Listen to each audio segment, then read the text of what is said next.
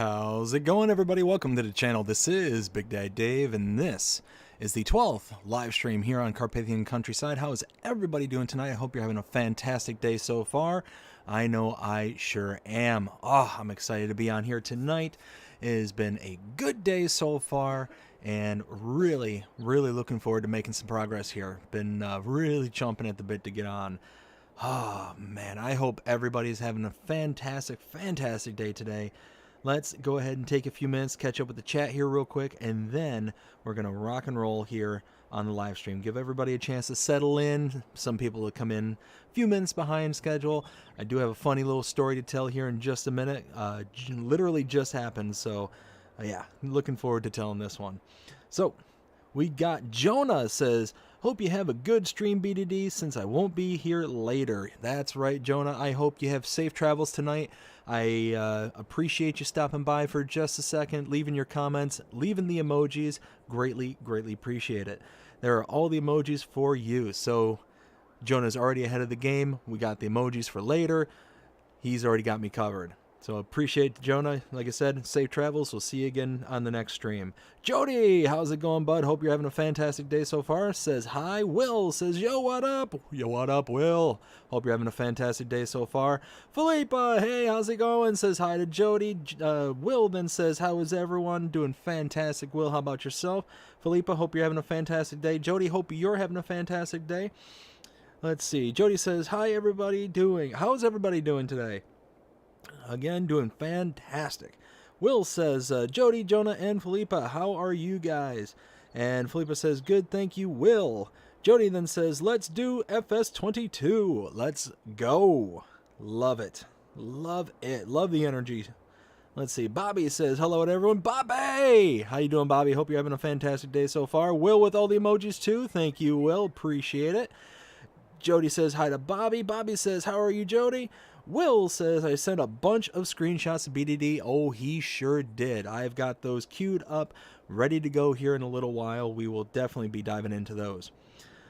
Jody says, pretty good so far. Glad to hear it. Bobby then says, that is great, Will T Gaming, and is also great also. Awesome. Bobby says, the countdown needs to hurry. Yes. So that actually leads me to the story. I'll go ahead and get rocking and rolling with that story real quick. So had a little bit of technical issues. Don't know if anybody noticed, but I was a little bit behind schedule tonight. Just a little bit, not too bad. But one of those where what ended up happening was yesterday I had a whole bunch of map tours and updates.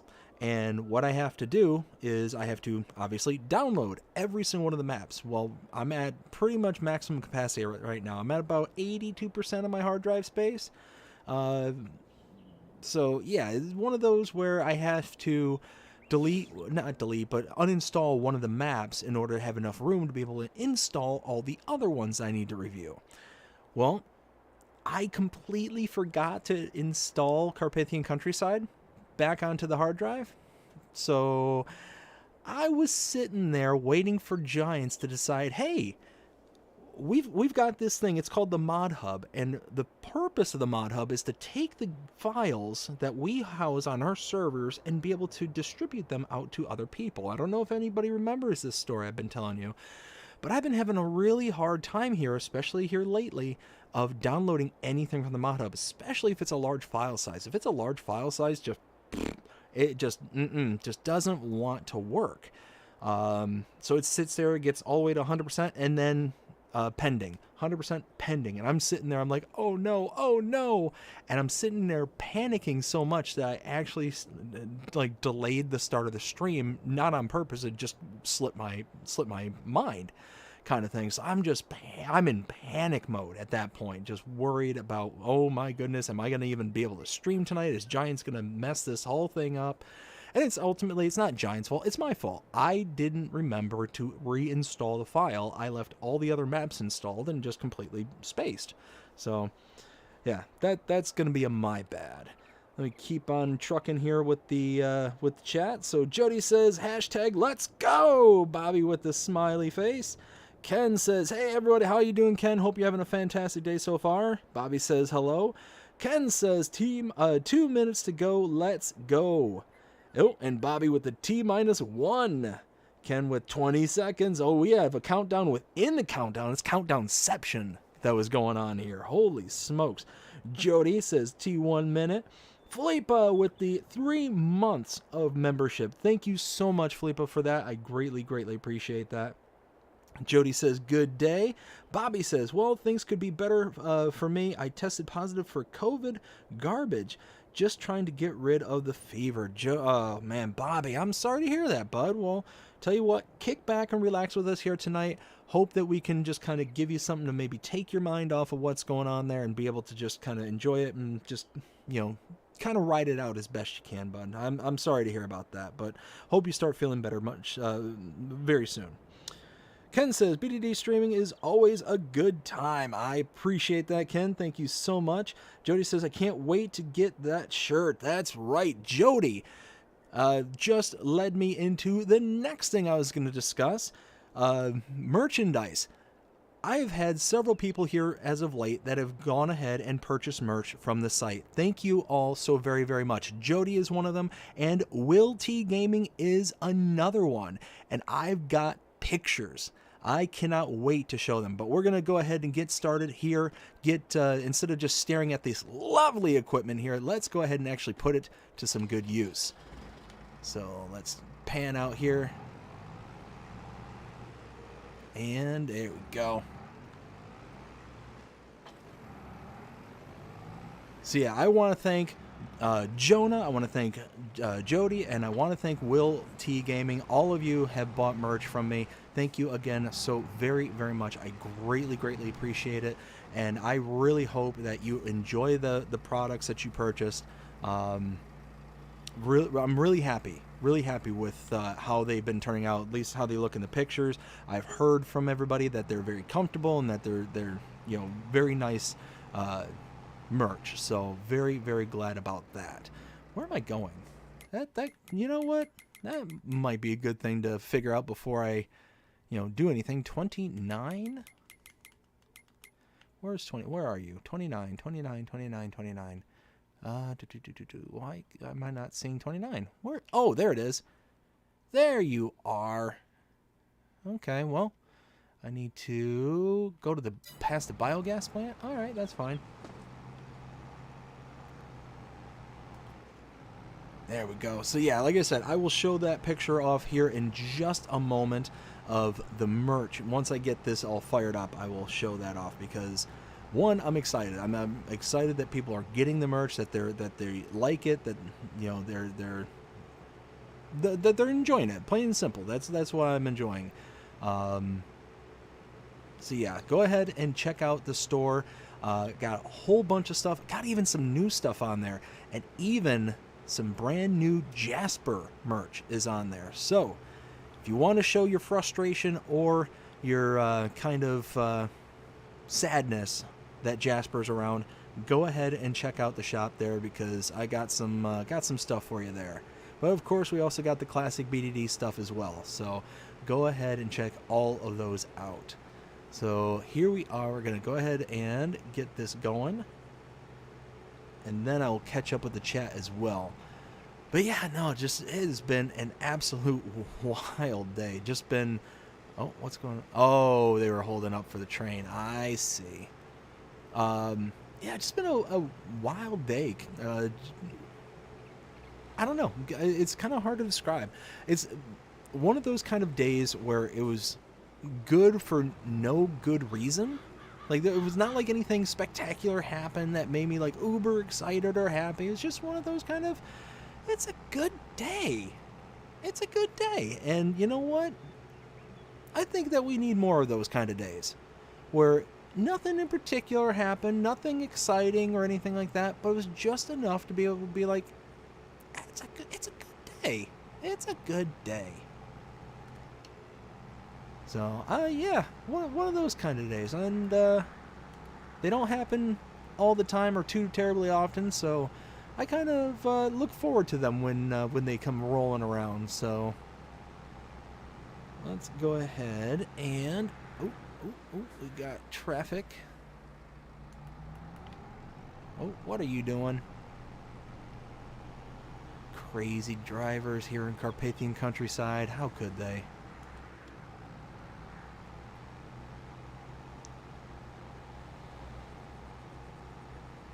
So here we are, coming up on the field. I think it's just beyond the town here.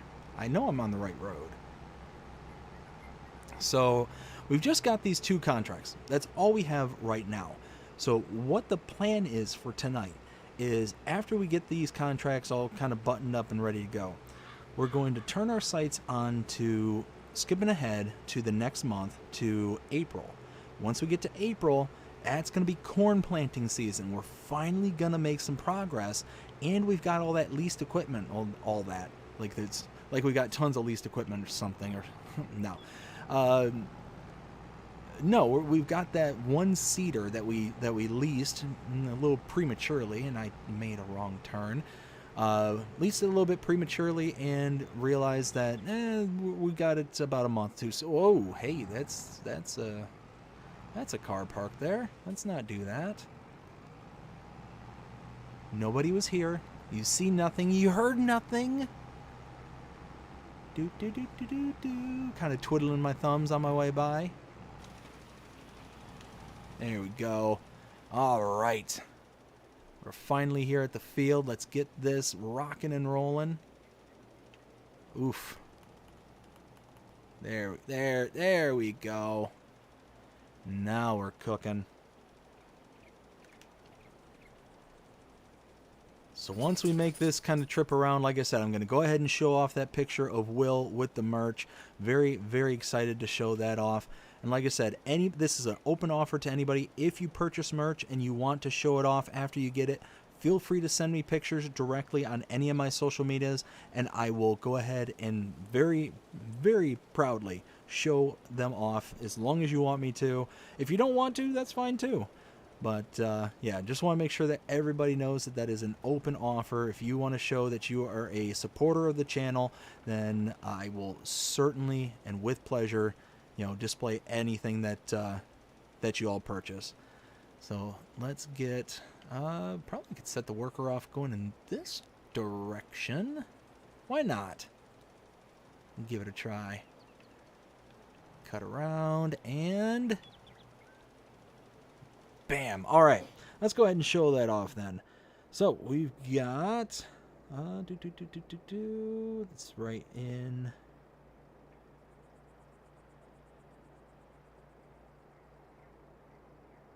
Oh, why is that? Whoa, that's not right. Kind of stretched out there. Why is it stretched? Oh, hold on. Technical difficulties. We will get this. Why? Why?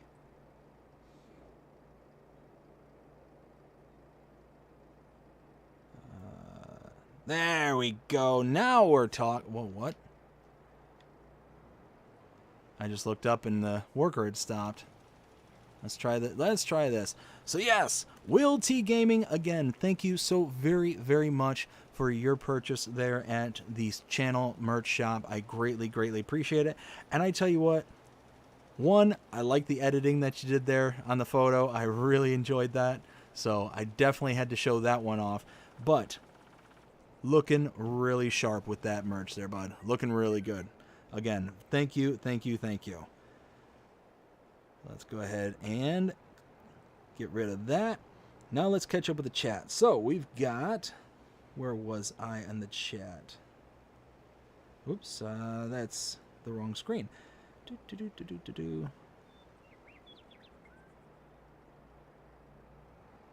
Where was I? Oops. There we go. There we go. So Will says, kept telling BDD that my screenshots aren't good. LOL. He disagrees. Not only do I disagree, Will, I vehemently disagree. Will then says, Ken, what up? Jody says, help you feel better. Yes. Hope you feel better there, Ken, Bobby. Absolutely. We weren't excited. We weren't excited to the stream. Oh well. I hope that means we were excited. I'll go with that one. You know what? Stay positive. We were excited.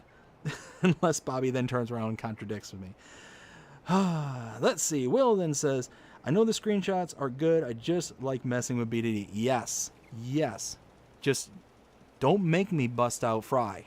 Don't make me do it. I've got him on the ready. He's a button away. Bobby says, I don't have the sinus headache I had yesterday. Otherwise, I feel fine, minus the fever trying to break. Oh, man. So those are the worst. That kind of sinus pressure and headache that comes along with being sick, especially during, like, I don't know where you are in the world there, Bobby, but in the summertime, like where I'm at, you get a summer cold, and that's the absolute worst. Because not only are you fighting the temperature and all that stuff, you can't be comfortable inside. You can't be comfortable outside. It's just, ugh. Just, ugh. So, like I said, bud, I really hope that you feel better soon. Will says, I will always buy merch from my best close friend. I appreciate that, Will. Thank you so very much. The mug and the hat are next on my list, LOL. I look forward to seeing you one day with nothing but BDD merch from head to toe. That would be absolutely hysterical. Just take when we do future not screenshots, future pictures and show them up on the channel, and just see like hat and shirt and all that stuff. We'll even get you the what are the hip huggers that are on the because I think that's the only set of pants that are actually on there are those hip hugger things. Oh my goodness. Let's see. BDD really liked the one photo I sent him of me, my wearing the sweater. LOL. Oh, yeah, absolutely I do. Absolutely. I especially like the background. The kind of starry night background. That was awesome. I really got a kick out of that. Ken says, trust Klaus to hold up traffic. Oh, yeah. Klaus definitely holds up the traffic. That you can't trust him. You can't trust him. Same thing with Jasper. I know Klaus is here. He's taking orders from Jasper. He's got to be. That's the only logical explanation to me, is that he's got to be out there. He's got to be taking orders from Jasper, and Jasper's like, hey, this guy here, he's in your neck of the woods. Stand in my place. You got to mess with him. I can't do it right here, right now. I'm over back in Alma, Missouri. I'm pestering people over here. So how about you stand in my place? You mess with him, and you have a good old time doing it. Let's see. Jody says, how much is the fertilizer contract? Well, the fertilizer contract is, let's see. Okay, $5,300 is the fertilizer contract. We're 94% done. Well, 95. So one of those that it's not a huge contract, but where we're going to make up the difference is basically whatever's left over in the fertilizer that we bought. So it's going to be a little bit of a profit, not a huge one. So because I'm buying everything from the main source of the map, it's one of those where we're basically spending as much as we would be selling it back, kind of thing. So we're making a little bit of money on each one of these contracts, but not a lot. Certainly not as much as I'm used to making, because normally I buy from the farm supply pack. I'll get that and spend $1,000 on 5,000 liters, and then basically for this tub here, yeah, let's go ahead and collect that. For that tub there, two fertilizer pallets, and you're done. $2,000, and then you make all that extra money back on the back end from selling it, and you're good to go. So it's really one of those kind of sad situations where I kind of handicap myself on buying from the map source. There we go. Now we're off to do some weeding. Hopefully this actually works. I know we had the issues in the last stream where the weeding didn't want to work. I think it has something to do with that particular weeder that it supplied me with. I've had very, very bad luck with that particular weeder. So I'm hopeful that that's not going to be the case now. We'll see. We'll see how it goes. Well, let's chug down south here. I think it's 38. Okay, so the road right there next to the sell point, and then second field. So that's fine.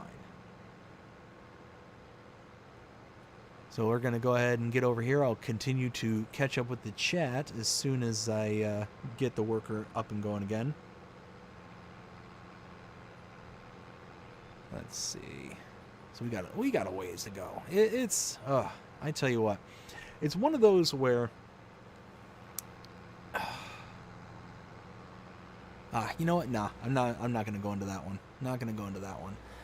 But no, so like I was saying, today has been one of those kind of days where it's just unexplainably good. Not, like I said, nothing in particular happened, but was actually kind of busy at work today. It's one of the first time in a long time where I've actually been busy. I told you how there was that issue with work and things have been kind of slow and painful for the past few months. It's starting to pick back up on my end, not necessarily as a company, but just on my end in particular, because we're actually starting to get data, which is my world. That I live in data, and now we're to the point where I'm actually starting to be able to field questions, get reports, and do all that stuff. And it's just one of those, I'm excited, I guess, that things are starting to return to normal. For the most part. I mean, there's still kind of, the lackluster performances and stuff like that, but there's nothing I can personally do about that. It's more just kind of, waiting that out and hoping everything kind of rights itself. Let's see. So I think it's this next field over here. Oh, and there's telephone poles! No! Alright, well. Here, where's the entrance? It's got to be over here. Oh, I think I see it way down at the other end there. Alright, well, telephone poles. Go ahead and open this up. I mean, this might even be just a short contract, because if this doesn't work, then I'm just going to cancel it and move on. Alright, let's see how this does.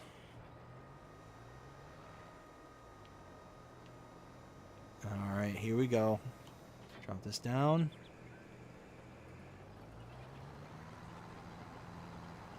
Now see, look at that.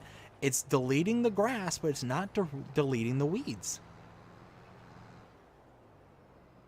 Alright, well, I don't know what's going on with that. That is weird.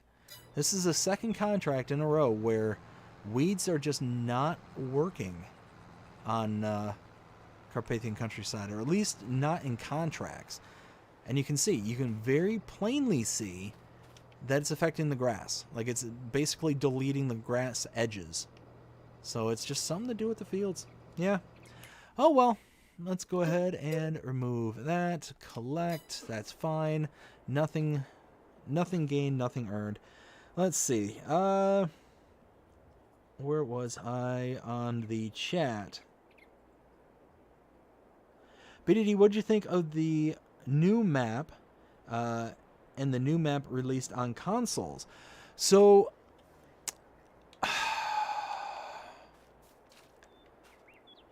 the map that was actually new, not just the one that was new to consoles, but the new map, it was called the something valley, the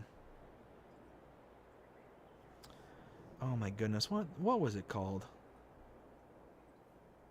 Oh, now that's just going to drive me nuts. What was it called? Isolated Valley. That's what it was. The Isolated Valley. That one I actually really, really liked. I would love to sit here right now and tell you that I give it a 5 out of 5. I want to. I desperately want to. But, and this is a big, big but, for those who haven't seen my map tour of the Isolated Valley,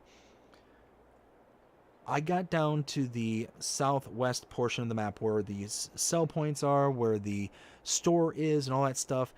There's nothing there. There's nothing there. It's just the triggers. And I saw that and I was just heartbroken. I was absolutely devastated because I felt like this map has such amazing look, amazing beauty on this map. It reminds me so much of No Man's Land. That's what it really kind of reminisced me of. But at the same time of it not being like that kind of standard No Man's Land where it's kind of flat-ish. in places, and it's got stones and trees and stuff like that. It's got like more undulations, it's got more paths, more like everything's more kind of defined for the most part. But down in the southwest corner where everything's at, it's just lacking. It's just absolutely missing. And it, to me, looks like there's things that are supposed to be there, but they're just not. So I don't know if it's an error that, you know, just kind of bugged out on the come over to consoles, or if it was just something that is intended to be like that. If it was intended to be like that, I will be devastated, absolutely devastated, because I feel like it really needed to have some of those buildings and stuff right there in that kind of corner, kind of similar to No Man's Land, where it's kind of, you know, at the very southern part of the map of No Man's Land, you have that kind of partially built up area. Partially, it's the shop area, and you know, the animal dealer and the gas station, all that stuff. It's all kind of built into that small little nook right there on the map. And then everything else is wide open, and it's got trees, it's got grass, it's got pretty much everything, you know, full set and stop that you need to have a decent survival map. So it's one of those that it was just really disappointing to see that. But then also, the train is broken. The only sell point. No, that's not true. The main sell point. Like I'd say about 90% of all your goods go out on the train. Besides pallets and besides trees, everything else goes on the train. So the fact that that is broken, that the train is basically stuck, and what I think happened is something kind of similar happened to me on the Green Valley. I think it's the Green Valley. Evergreen Valley? No, not Evergreen. Oh my goodness. Again, that one's going to drive me nuts too.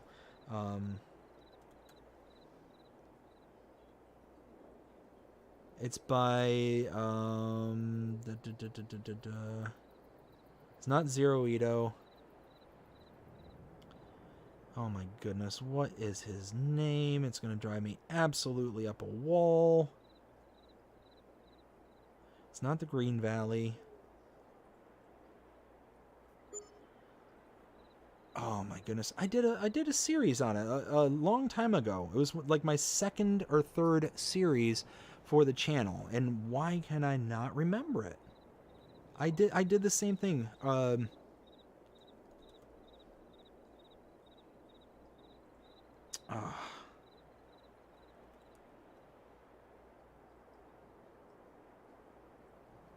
Man, that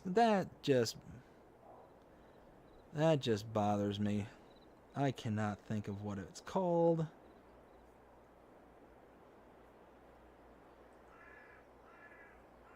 Anyways, it's reminds me of that kind of a map, to where it's kind of, or, you know what, here I can describe the map a little bit in detail, so that way maybe somebody out there in the audience knows.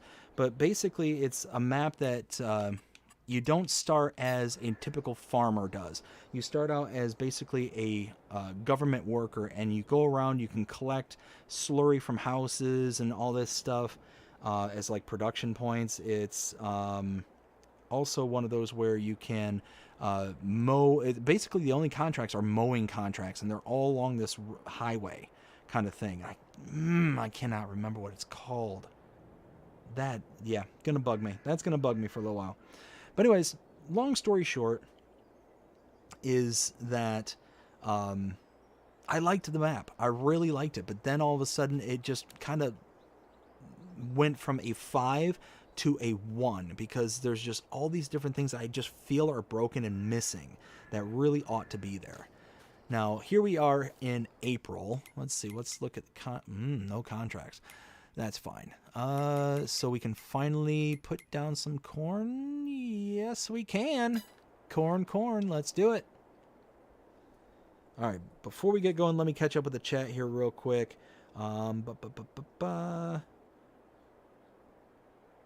Will says, I have 3 more fields of chaff. Oh my goodness. You must have been working a lot to be just down to 3. That's nuts.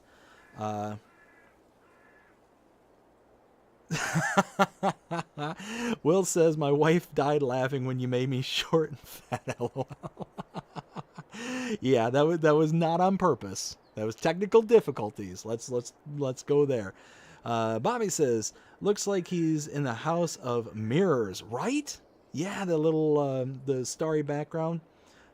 Yes, that's what I meant about the being excited. I live in North Carolina. Okay, so yeah, you're right there with me. Let's see. Custom. Hey, Custom. How you doing, bud? Hope you're having a fantastic day so far. It says, hi, BDD.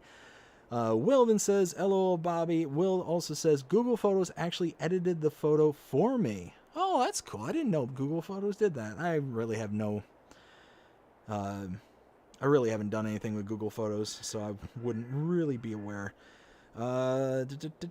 Custom says to Bobby, I have to ask, are you related to an entrepreneur, Jordan Welch, on YouTube? And Ken says, Mr. CLP likes the map to BDD, except for the train and lack of build. Oh, that's what okay, so that's... Oh, thank you. That jogged my memory as to why I was talking about the train. But on this map, there is a series of hills for the train. And if the train starts out where it normally starts out on the map, like when you first load into it, it's fine. There's no issues whatsoever. It goes around, it goes up and down the hills, gets up to its top speed, and just sits there and circles around the entire map. That's just a closed circuit train. It doesn't go anywhere. But the problem is that I ended up stopping the game, saving it, and then the train starts where it last saved, kind of thing. Well, what happened was that it saved right at a start of an incline. So the train was going up this hill, and it just kept on going partially up and then sliding back down, going partially up, sliding back down. It just couldn't make it up the hill. So it was just one of those kind of issues where it just really seemed kind of out of sorts. And the reason that I'm saying that's what I think is happening on that map is I think there's some kind of incline where the train is. The train's off map, but I think the spline, the traffic spline that the train follows on, has potentially a slight incline or something that it wasn't supposed to have or wasn't intending to have, and then all of a sudden it's trying to get up that incline, and it just can't. It can't do it. Can't figure it out. And I think that's what's happening, because you can see if you rent the train, it rocks back and forth between 2.3 and 2.4 kilometers away, and it just sits there and goes back and forth, back and forth, back and forth until like nothing happens. So it was a really huge disappointment, and it just had so much potential. I really hope that the map maker really goes out of their way and makes a quick series of edits so that way we can actually get a hold of that map. Because I think that map would make a spectacular survival map. Anybody who likes to do forestry, anybody who likes to do grass work, I think that's a really awesome map. And yeah, it's just one of those where I was just really disappointed. I was really kind of wrenched over that one, because I wanted to be like full-throated, like 555. I absolutely love it. And no, at the end of the day, with that kind of an error, the main sell point is non-functional. The main I mean, it is kind of functional, because you could theoretically take a trailer off map, quote unquote. And for those of us who didn't know this, if you wanted to sell your goods off the map and not be beholden to the train in any way, all you have to do is essentially turn around and just take your trailer over to the edge where the train would dump you off, and then you could just sell just like a normal trigger. So it's just one of those that yeah, I was really disappointed with that one. And then the other map that was released, oh goodness, what was that other map called? Let me look again real quick, because it was released to consoles. What was it called? Oh, Lagoon Dry Andalusia. Yeah, Lagoon Dry Andalusia. I honestly was not a fan of that map. I wasn't a fan of it like at all. And I ended up talking to the map maker, who I presume is the map maker. They didn't come out and say that they were, but the way they were talking made it very, well, what would have seemed to be obviously that they were the creator. And it was one of those, it was a very amicable conversation, and they were very receptive to the things I had said in the tour. Just kind of throwing a few things out in that tour. I was basically pointing out how the traffic, did U-turns in the middle of fields, and like just did all these kind of weird kind of things. And there was just a lot of kind of weirdness that kind of in general was on that map. Like things that just didn't necessarily make sense for them to be there.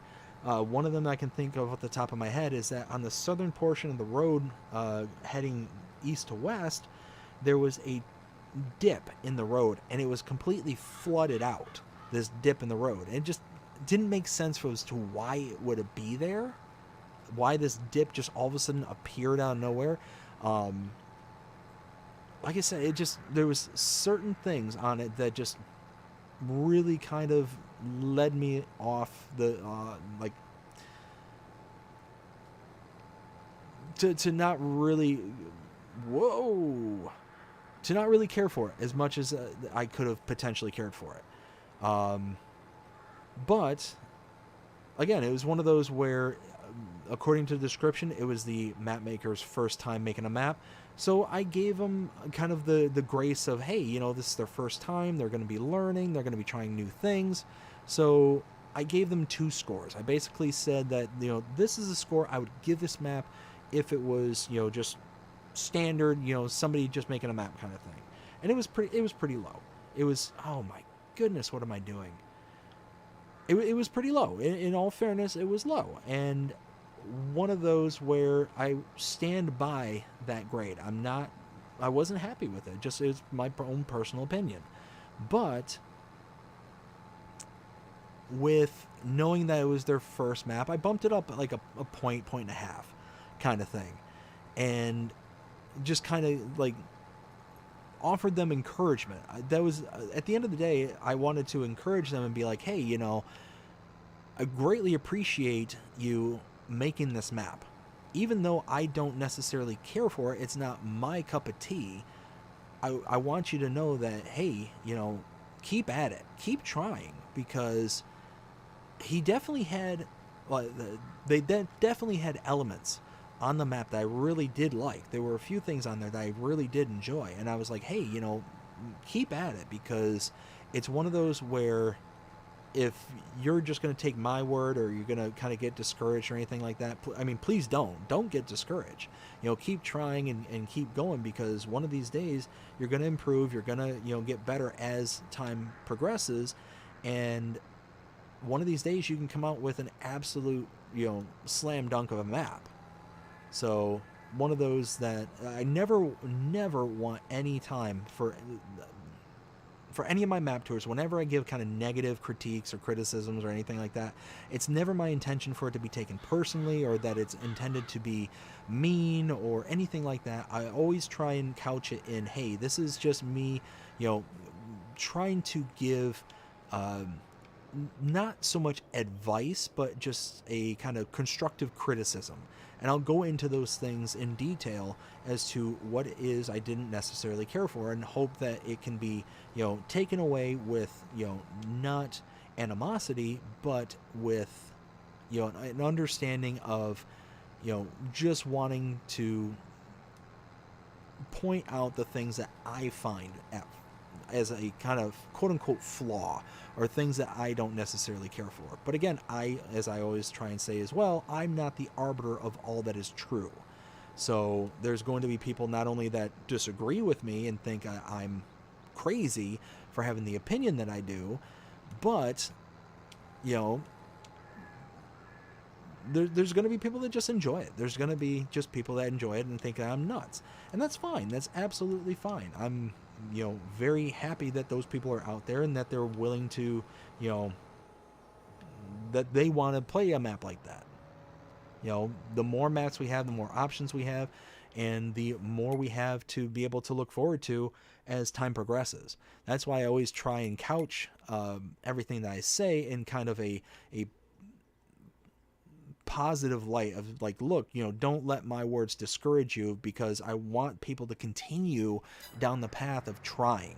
Because if they take my words as kind of, mean or criticism or unfounded or unjust, then it's one of those that, I want them to keep at it. I want them to keep going, kind of thing. So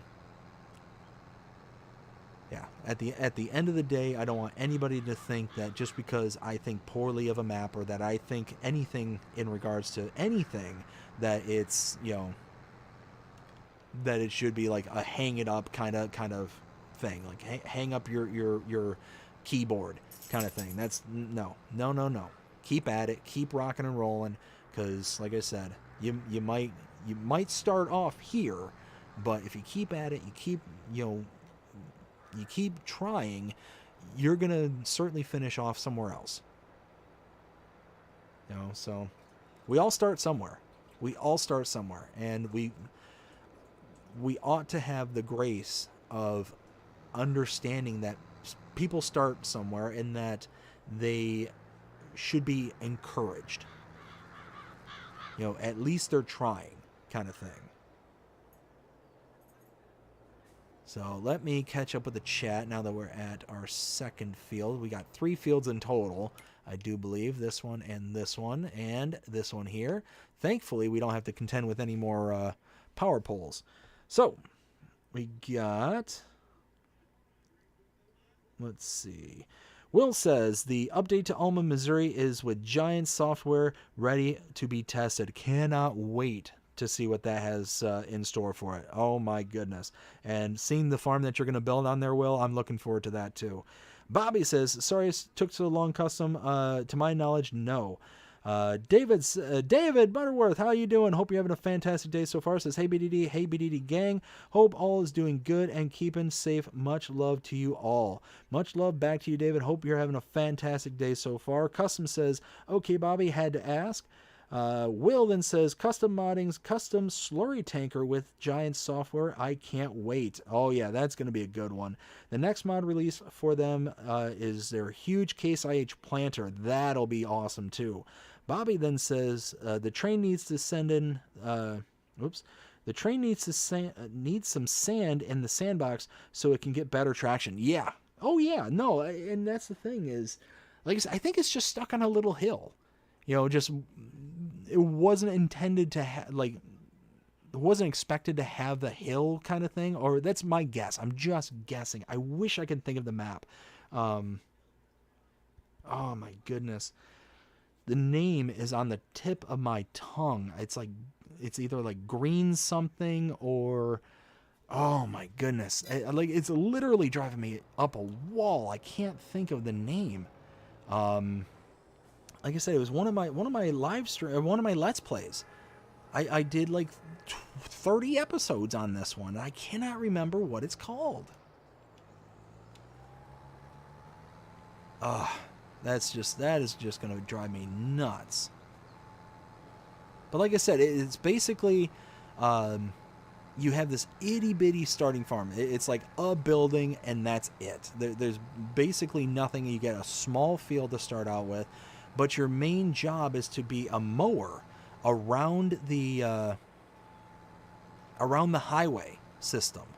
And you're basically a government worker. You're not an actual, like, quote unquote farmer.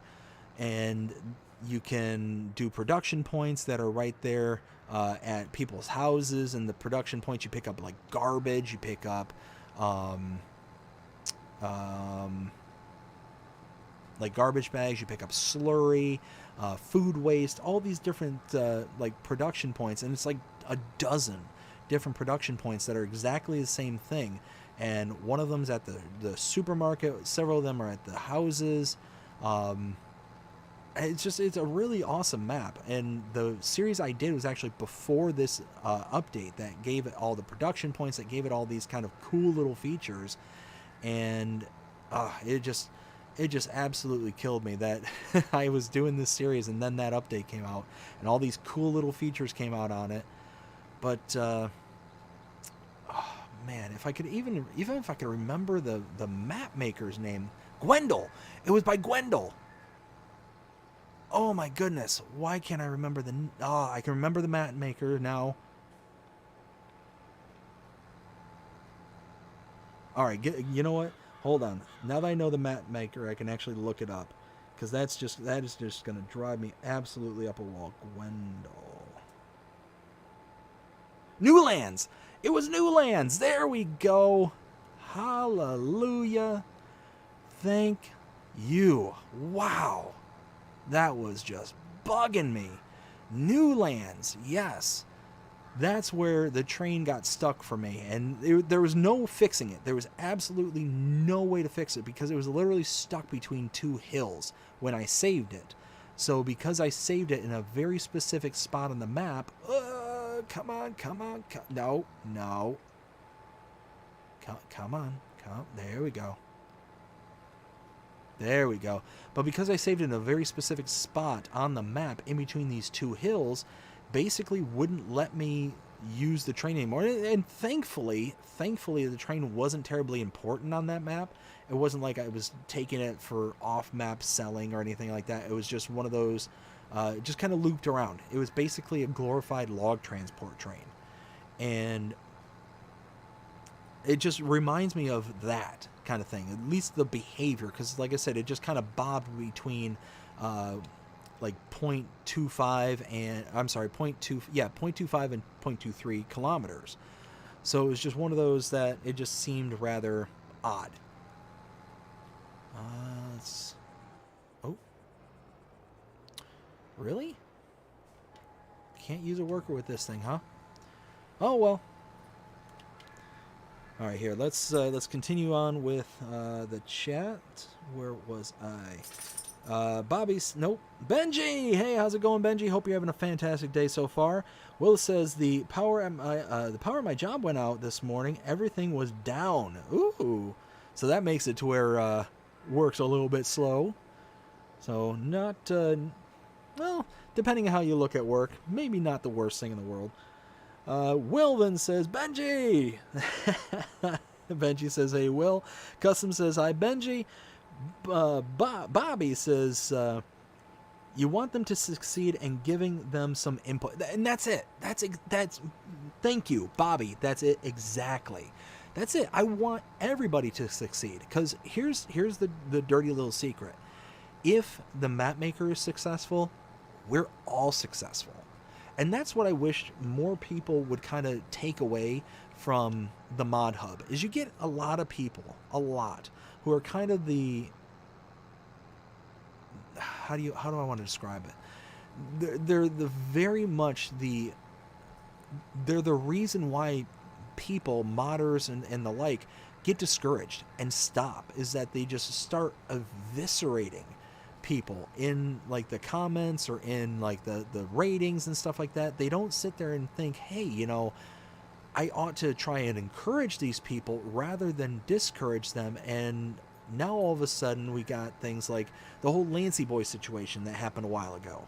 If I understand it, and I'm only getting all this information secondhand, but the Lancy Boy basically stopped making maps and stuff for FS22 because he was just so discouraged with all the feedback, the negative feedback that he was getting, and in my opinion, a lot of it very unjustly given. Because I think Lancy Boy is one of the tops, one of the best map makers that we have out there. So one of those where people kind of giving him the business and making it out to like making it like anything that he's touched or anything like that is worth kind of, you know, cutting him down over, just seemed weird. It just seemed very, very odd to me. So yeah, one of those, I want to be the voice of encouragement. I want people to be, you know, I want people to know that, hey, you know, you're gonna have somebody who's looking out for you. That's me, but at the same time, I'm gonna tell you, you know, what it is that I think that you need to hear in order to be able to make positive growth. You know, if all we're hearing is, oh, you're great, you're fantastic, you have no room for improvement whatsoever, and all you're hearing is great, great, great, great, great, great, great stuff, then, well, you're going to start believing it. You're going to start thinking, oh, I'm the best thing since sliced bread. I can't do any better. And in reality, and objectively, whatever it is that you're working on, or whatever it is just hot garbage kind of thing. But nobody wants to kind of, hurt people's feelings nowadays. And I never understand that. I never understood the whole, forsake the truth in order to spare people's feelings. It's one of those that I think people should be encouraged to tell the truth. Regardless of how it may feel, regardless of how it might hurt. And yeah, it's one of those, that's kind of why I do what it is I do at the tours. Is I'll sit there and be like, hey, I love your map. Hey, I don't love your map, kind of thing. But I try and do it fairly. I try and be like, hey, this is the reasons why I do. This is the reasons why I don't. And I hope that if the map maker hears it, or the modder hears it, kind of thing, which I don't touch a lot of mods, but if I make a comment in passing regarding mods, I hope that they understand that it's from a place of good intentions, and that it's not for, them to feel bad or to get hung up on. It's something I want them to be able to walk away with and be able to do something with it, kind of thing. So there we go. Let's we got to get some more fertilizer, because I really don't want to have to. Oop, I think I just clicked that sign. I don't want to have to come back over this with another implement if I don't have to. I'd much rather just get kind of a one and done kind of thing. And I think I'll have enough seeds based on what I've used up until this point. I've only used 40%. I'm almost done with both fields. So far, so good. So let's turn here, get back up to the shop, because I think that's where I bought the liquid fertilizer from. And once we get to the shop, I'll catch up with the chat there. But we're just slamming through this one. And if I remember right, did I get the one with the roller attached? I can't remember off the top of my head. I think the roller is a part of this this seeder. This is obviously the kind of, not kind of, it is the not realistic version for the Kinsey planter. Alright, let's turn in here. Oof. Uh-oh.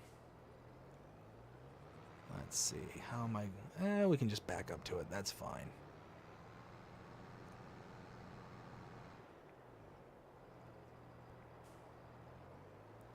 And then, like so.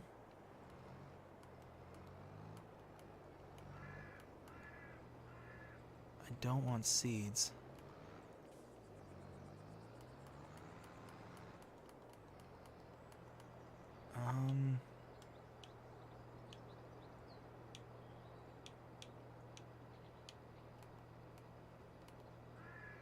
I didn't want to buy seeds. I thought I could buy liquid fertilizer from here. Did I misremember this?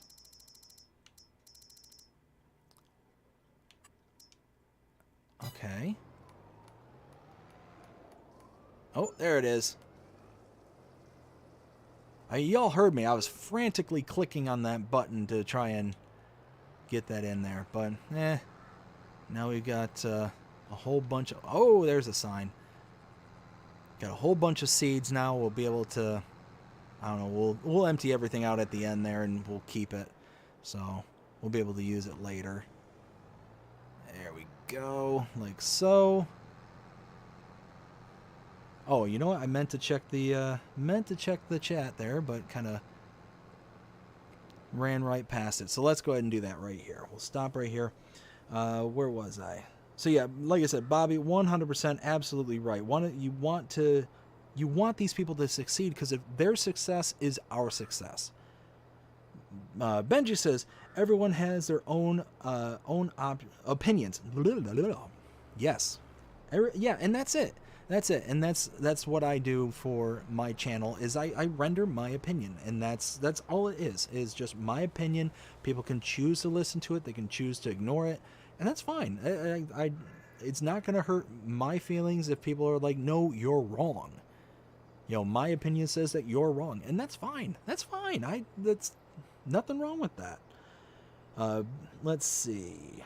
Benji says, hey to custom. Bobby says, that is very true, Benji. Yep, 100%. Ken says, I just purchased a plow and harrow that goes with the Lizard. Oh, the the WSV. Oh, man. That is one of the most interesting tractor sets I think I've ever seen here on Farming Simulator. Now, I don't know if it's been in previous games or anything. I don't think it's been in FS19, and that's my only experiences, 19 and 22. But that is by far one of the most interesting bits of machinery I think I've ever seen. One, I'd be interested to know if that's actually based off a real-life set of equipment. And if so, that's really cool. Because it's like this whole all-in-one package. Like, you can literally have one machine to rule them all. It's just, you know, and yes, that was a Lord of the Ring reference. I hope you enjoy it. But no, it's just, it's an interesting, you know, piece of machinery. And it's one of those where I go back and forth, and it's like, should I download it? Should I not? And then I'm like, probably not, because that's a really high, it's a really demanding file size for what I have available. Because like I got about 20% left of free space, and I really use that free space for my map tours and updates and stuff like that. So it's pretty much spoken for unspokenly, if that makes sense. But no, it's a really cool machine, because it's literally, you have all the different implements that can do everything around the farm. And that's just, I think that's just really kind of interesting. That's very cool how that's all set up, because, you know, once you buy all the different bits and pieces, you're all set. Now, the only thing I will say that's kind of a discouragement about that specific set of equipment is that it's expensive. It's really expensive. The tractor itself is, I think, like $200 or $300 grand, and then the individual bits and pieces for it are ridiculously expensive. If I remember right, the plow is like 50 grand or something like that. It's not cheap, you know, which, I mean, I understand it's all kind of a part of a kit kind of thing. So you have to, you know, pay the price to, you know, have that kind of, what's the word I'm looking for? That kind of compatibility, or that kind of all-in-oneness kind of thing. You're paying for the propriety in that bit of machinery. And yeah, like I said, it's just interesting. It's just a very interesting piece of machinery. Let's see. Let's finish this off.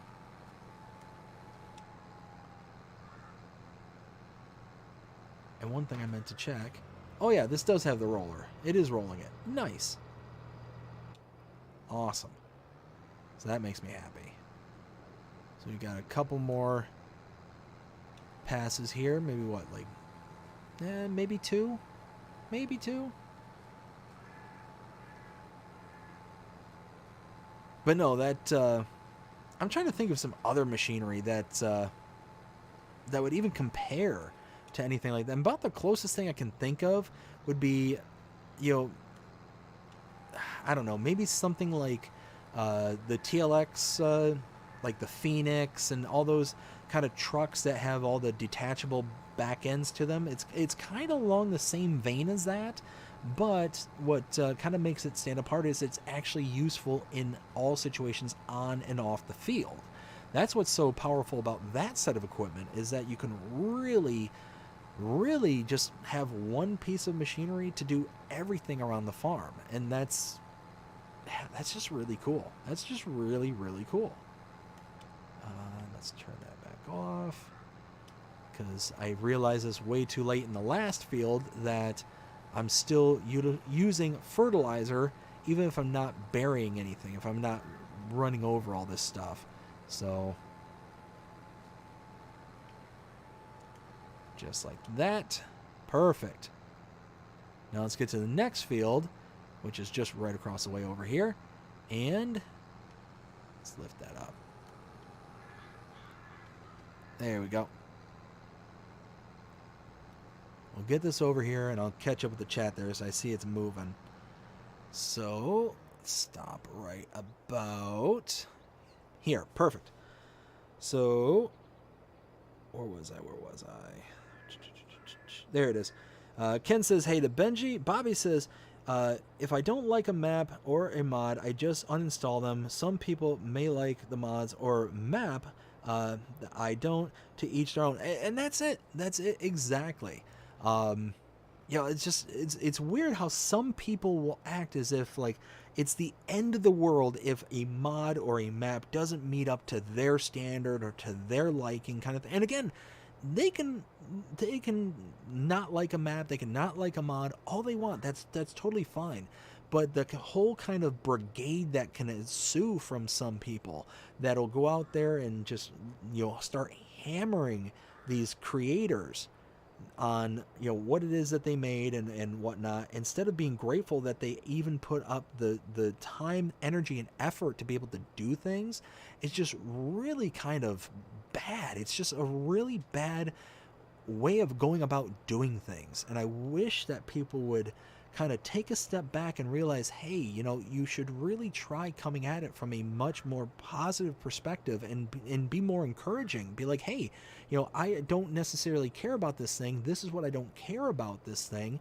And, you know, I hope that you actually use this as a vessel to create and get better.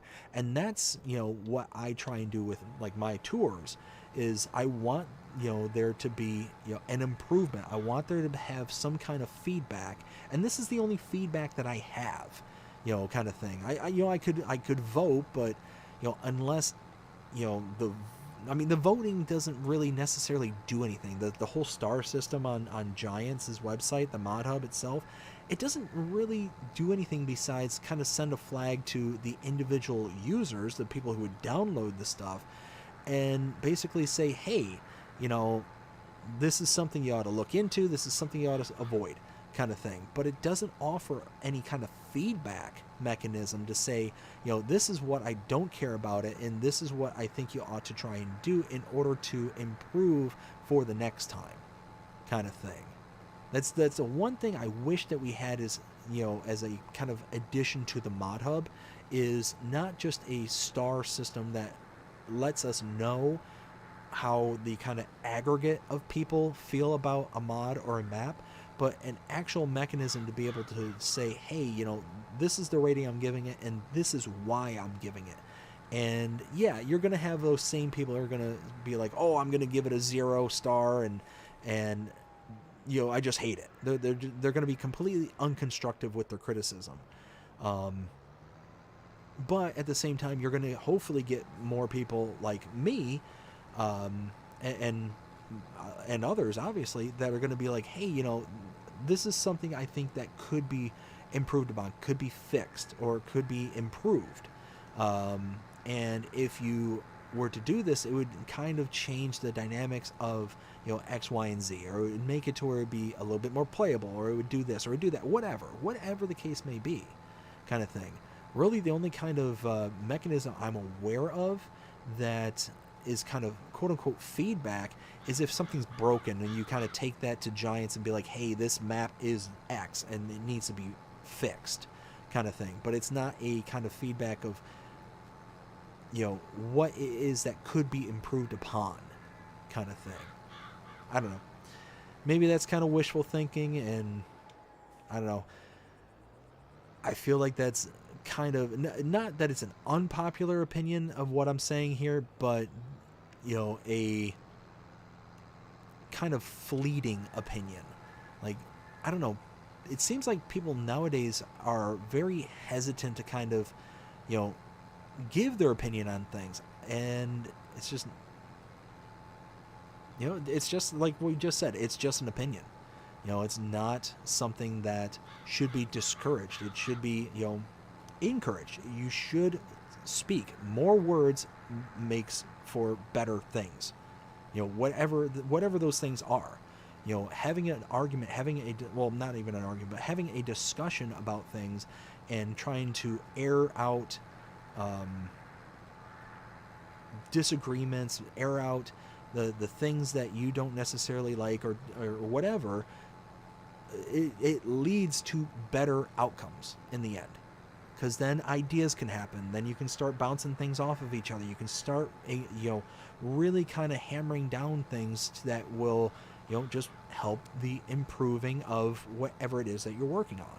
So, call it a hot take, but I think that more talking is the answer. I don't know. But it seems like there's a good amount of people out there nowadays that just want to stick their fingers in their ear and really discourage talking. Really kind of, not listen to what anybody else has to say and only care to hear about those that agree with them, whatever the thing may be. And I wish that it was... I wish that it wasn't like that. I wish that more people would be more open and receptive to what it is that they're being told, whether good or bad. Because I always think that there's always room for improvements. Always. Nothing is perfect. Nothing is, 100%, doesn't have any room for growth, especially people, especially individuals.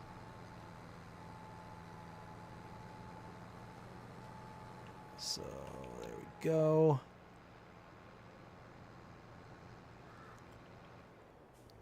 Oops, I missed a little chunk right there. There we go.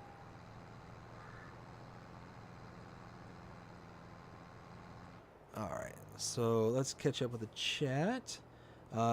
Ken says, well, that's going to keep the sign workers employed for a while. Oh, yeah. Yeah, the sign workers, they just know when Dave's around, let's get to work. They stand at the standby, on the ready. I'm sure there's cameras all over the place, and they're just like, oh, there's a sign down there. Oh, here comes Dave and his claws. We ought to just roll out a whole unit of people just to go fix the signs. Bobby says, yes, it is called the Nexat. Okay. See, that to me is just engineering genius, in my opinion. Like I said, I've talked about this before on the channel several times, but just it amazes me the level at which we have progressed compared to, hundreds of years ago, even thousands of years ago, what farming was back then versus what farming is now. That kind of great leap that we've made from one point to the next, it's just incredible. It's incredible because you think about it, before there was tractors and all the modern conveniences that we have in the world of farming, are really just modern conveniences, full sentence, stop. Farming entailed people going out and breaking their back in the middle of these fields just to grow a small amount, mostly just enough for themselves. And they were lucky if they got that.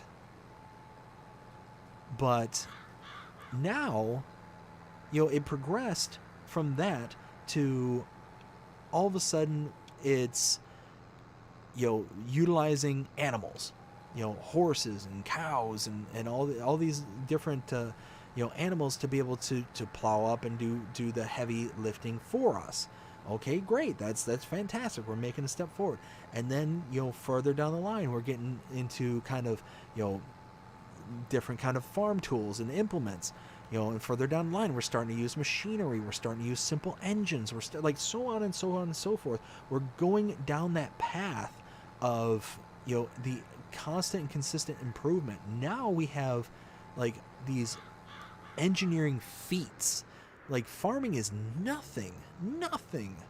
And just really just take any kind of thing in the world today.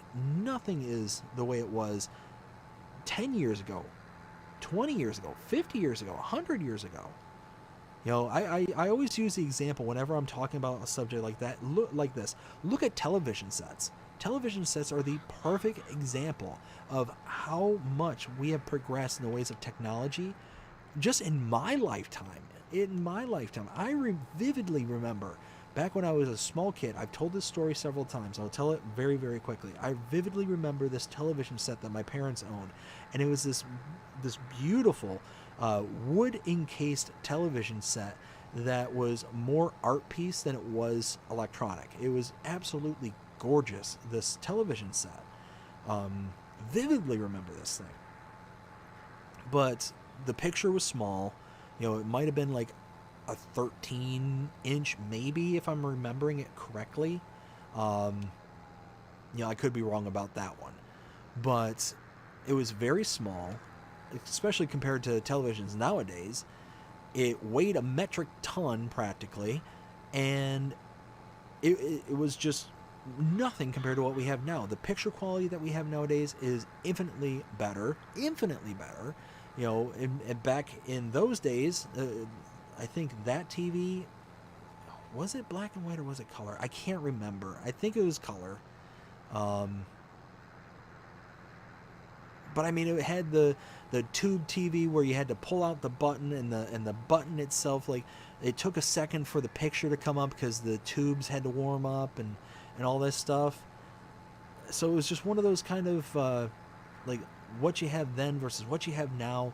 The TVs are bigger, they're thinner, they're cheaper than what the TV was back then. Because if I remember right, my parents spent like $1,500 or something. Like it was some, like, a lot of money, especially in those times.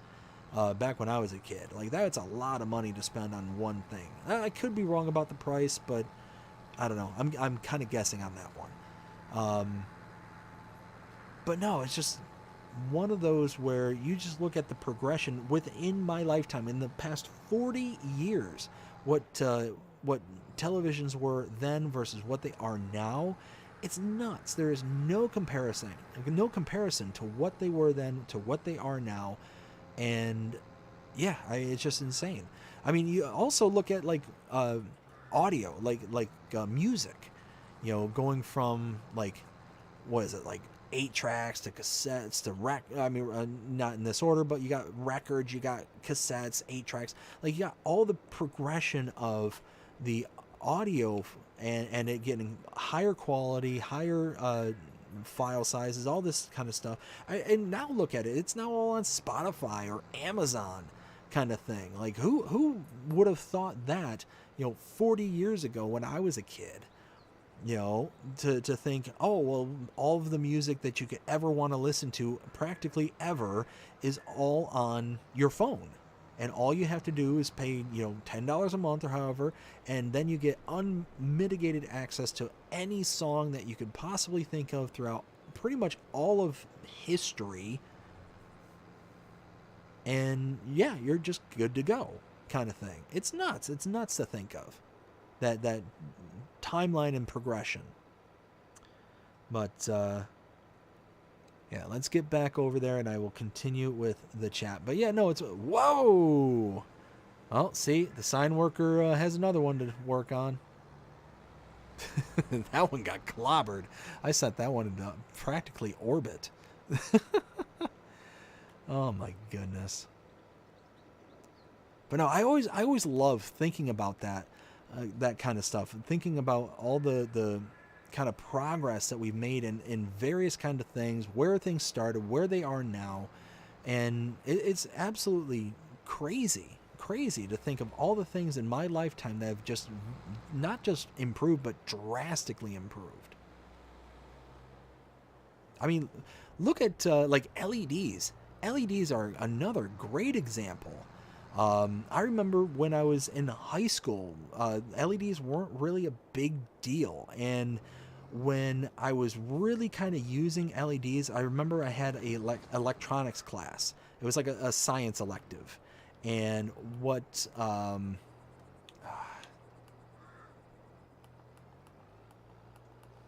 Oh, oh, oh, oh. Yes, yes, just a... Yes. Cool. Well, I'm glad I was just able to fill up the fertilizer because that's all I wanted. But, I mean, working with LEDs, they were just a little, just a little, diode kind of thing. Not a big deal. But it was just one of those, they were very weak, ineffective, didn't emit a lot of light, but they were like the big thing. There was like the new kind of new flavor kind of thing. It wasn't new, but you know what I'm trying to say. It was just one of those kind of, kind of up and comings kind of thing. Well, then all of a sudden, like you look at what we have now, and there's LED headlights in your cars. There's LED, light bulbs. I mean, the whole 9 yards. There's LEDs everywhere. These light emitting diodes that are just absolutely everywhere. Pretty much everything now is LED. There's LED televisions. And how they work is drastically different compared to what, the TVs used to be, kind of thing. It's just, again, it's absolutely nuts to just think about those leap forward in technology, how they, were, how they are now. And like I said, farming is just leaps and bounds. Not just from a physical machinery aspect, but even like from a technological aspect. Like farming nowadays is so far beyond like a science. It's its own science to be able to farm.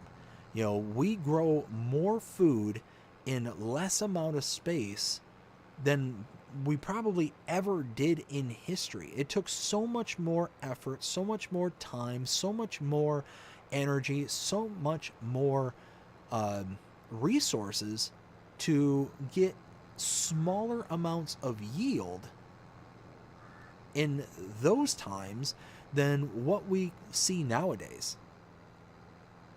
I mean, we could grow in, in a small amount of acreage, in a small amount of land, we can get more than, mega fields, what would be considered mega fields of those days, because of the advancements and understandings of the of farming just in general, and how plants work, how they grow, how they mature, the different kinds of things that you need to put into them to get the best amount of out of them. Like it's yeah, again, it's its own science. So here, let me catch up with the chat here. Where was I? Ken says, yes, those implements are based on real life implements. BDD saw segments on YouTube. Very nice. Yeah, like I said, that's just absolutely nuts to me. I'm definitely gonna look that up. The next set. I wanna see this like in real life, not just the mod, but I want to see how it would be actually implemented. Because again, it makes total sense. You have something that's really long, that can go down any road, especially roads in like, I would imagine this would be perfect in like England or something like that, where yeah, it's long, it might be kind of tricky to get down those narrow lanes, but you then can turn it sideways and then do more work and less passes kind of thing. So that's where I would imagine it'd be kind of the most beneficial are places where the road networks are very narrow and limited, and you can't have the kind of massive equipment like what we can here in open ranges in America kind of thing. That's where I'd imagine it'd be best suited. Let's see. Ken says those implements are great on BFT map, BDD. BFT.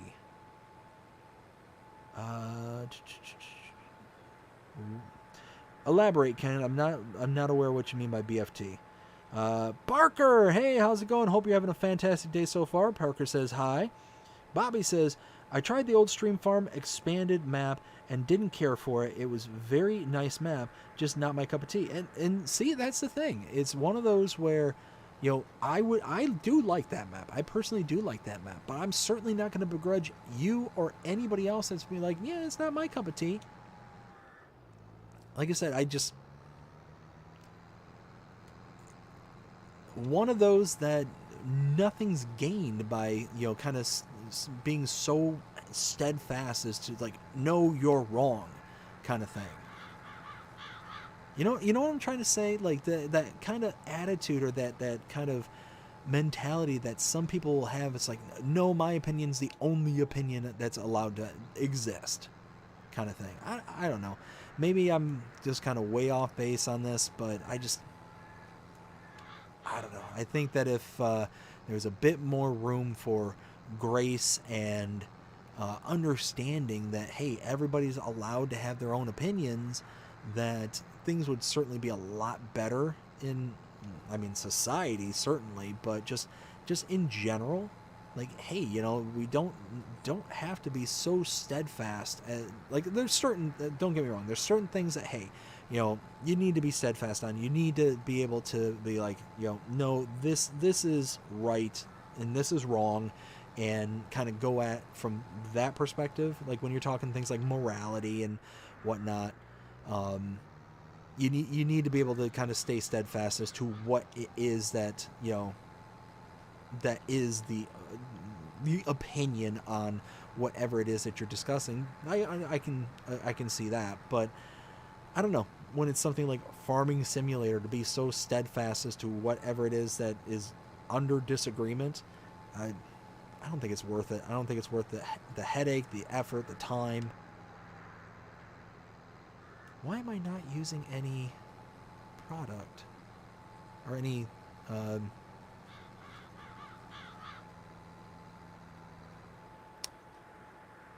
is nitrogen good.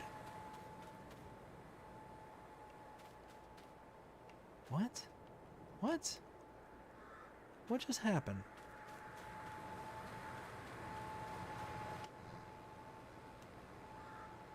Oh, darn it.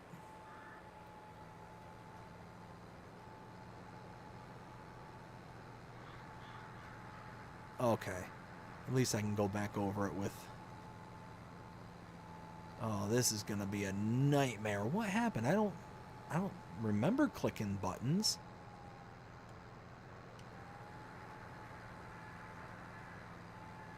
Oh, that is frustrating. Oh, well. Yeah, I don't understand why that happened. I must have accidentally pushed a button combination or something, but I turned off the auto fertilizer for some reason. I don't know why. Let's see, about right there.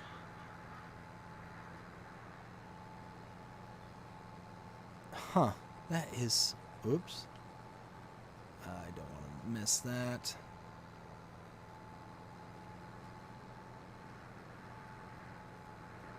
There we go. Now we're cooking.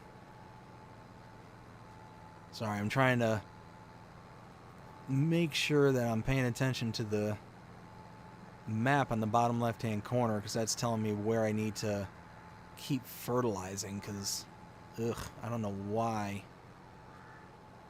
Yeah, I must have clicked a button, didn't realize it. Oh, well. Oh, darn it. Oh, well.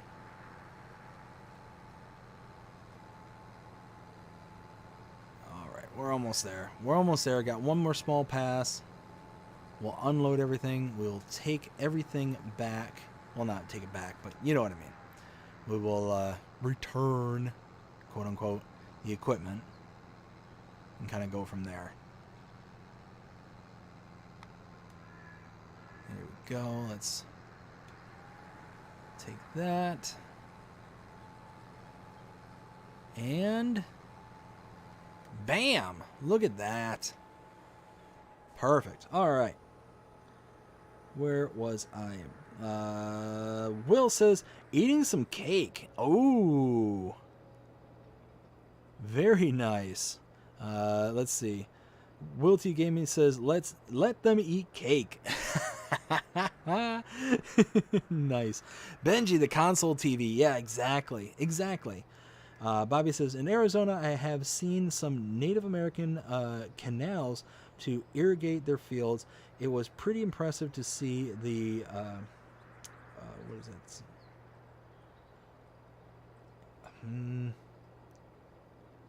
Of the, I'm not sure what that word is. The intricate. Is that intricate?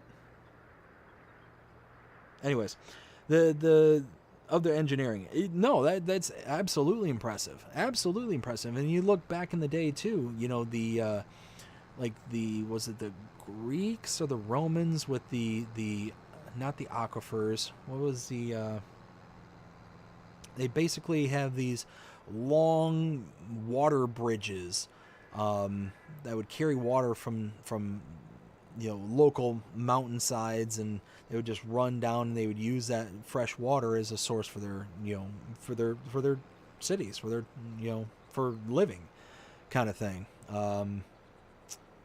Wasn't the aquifer the aqueducts? That seems to be a word. The aqueducts. There we go. Let's see. Benji says black and white, then came color. Yes. Bobby says, I absolutely hate them LED headlights. Some of them are as bright as an aircraft landing light. Yeah. Oh, yeah. And that's the thing is, and that just goes to kind of emphasize what it was I was saying is, working with those old school LEDs like I did back in high school. Actually, this is pre-high school, actually. This was, I think, 8th grade. I mean, they were next to nothing. I mean, they were practically useless for any practical applications. Small little things maybe, but you would never think of using this little LED as the component for a headlight kind of thing, or the same kind of technology for a headlight kind of thing. And you're right. There's some of them that are just absolutely the power of the sun blinding kind of thing. It does get to be a bit overkill. But it just, like I said, it just goes to show what am I doing? I don't know what I'm doing anymore, y'all. There. Okay, so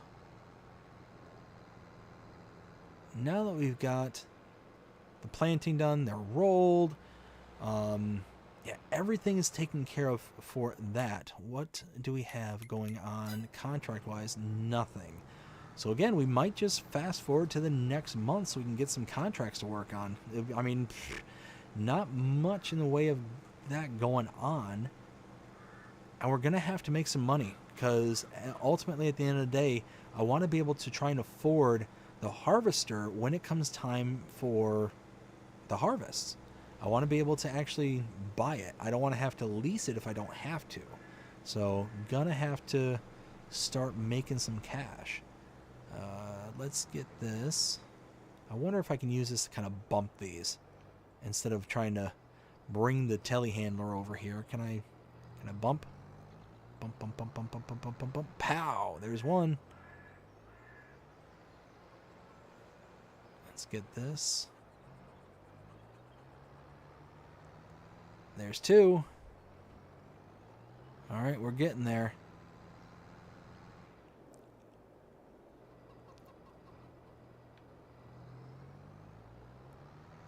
Oh, there's two more. Come on.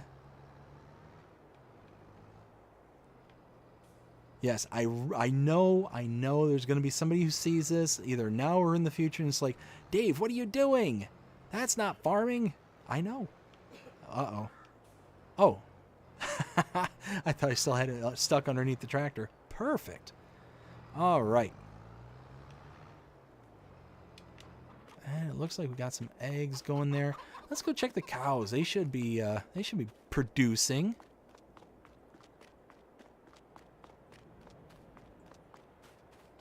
All right, what do we got here? Ooh, 30,000 liters of manure?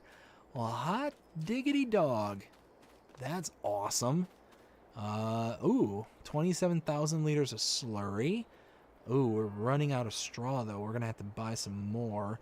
Milk, 15,000 liters. Okay. Not too shabby, not too shabby. Let's see. How are we looking straw-wise? I think I'm out of straw. Let's go over here and check. Let's see. Over here. Oh, I do have straw. Yay! Okay, cool. I'll bring some more straw over. So I guess I should have just brought the telehandler over. Blech. All right, well. 23 bales of straw. What are we looking like over here? 304,000? Okay, okay. So far, so good. I'm pretty happy with that. Let's see. Ken says, Big Flats, Texas. Yes. Okay. BFT. Gotcha. Bobby says, I know some people you're describing, especially when it comes to politics. I'm leaving it at that. Yeah, 100%. 100%. There seems to be less grace in the world nowadays, where people are just so steadfast in whatever it is that they want their opinions to be around, whether it's around politics, whether it's around, farm sim, whatever. It's like people are just so steadfast as to whatever it is that they want their opinion to be. They're not willing to discuss things. They're not willing to even think that, not just maybe that they're wrong, but there's maybe a different way of approaching, a different way of looking at things. It's sad. It's really, really sad. Custom says, going to head out, but I will probably be back if I don't get stream. All right, Custom. Well, I hope you have yourself a good night. If you don't come back, I hope you have a fantastic night and you take care. Bobby says, take care to Custom. Ken says, blame Klaus BD. I will always blame Jasper and Klaus. Those are the two. It's their fault. Bobby says aqueducts. Okay, I was right. I started with aquifers. Yes, aqueducts. I made my way there. Bobby says the WSVS can use the Colossus headers. Really? Now that's kind of cool. Ken says, yes, make some cash and keep those sign workers employed. Oh, yes. Yes, gotta keep them employed. Got to. Now, actually, this is going to be a good stopping point here for just a second. Let's go ahead and give a... Whoops, I clicked the wrong thing. Let's give a shout out to... what am I doing here tonight? I just keep clicking random buttons, and it's not the button I need. Give a shout out to all the Tier 2s and Tier 3s. That's right, Tier 3 members. We've recently added a new membership level here to the channel. And starting out with those Tier 3s, Rail Fanning Jonah, Will T Gaming, and new to the Tier Level 3, Piping Paul. Thank you, 3, so much for being Tier 3 members. Greatly appreciate every one of you. And my Tier 2 members, starting with Mark K, Wrench Monkey, Ken Adlam, Crazy Chris Sims, Luke Burning King, Bradford Hambaugh, I think it's Hambaugh, and Philippa Thompson. Thank all of you so very, very much for being Tier 2 members. I greatly appreciate every single one of you. And if anybody else is interested in becoming a member to the channel and helping us out here, go ahead and check out the link in the description below, or the join button also below and or on the main channel page.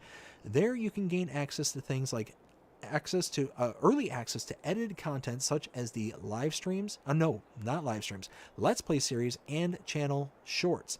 And just here recently, I published a channel short. If anybody has seen it, it was certainly interesting. I basically figured out a way to install a jet propulsion system onto my telehandler, and I utilized it to warp myself off planet.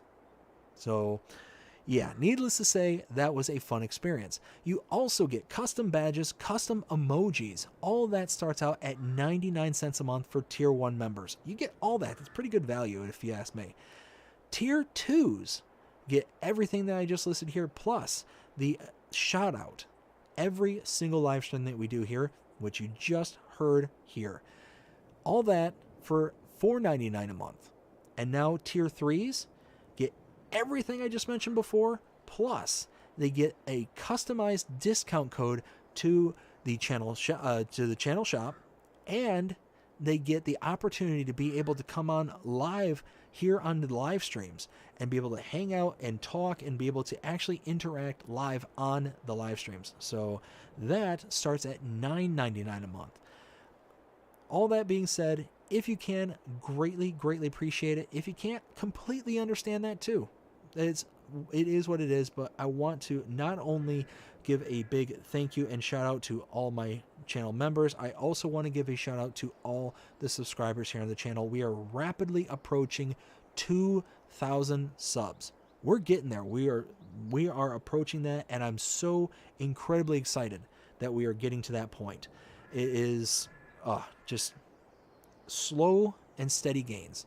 And here recently we got this huge surge of people. It just felt like we went from like 1,800 to 1,900 in no time flat. I was so excited to see it.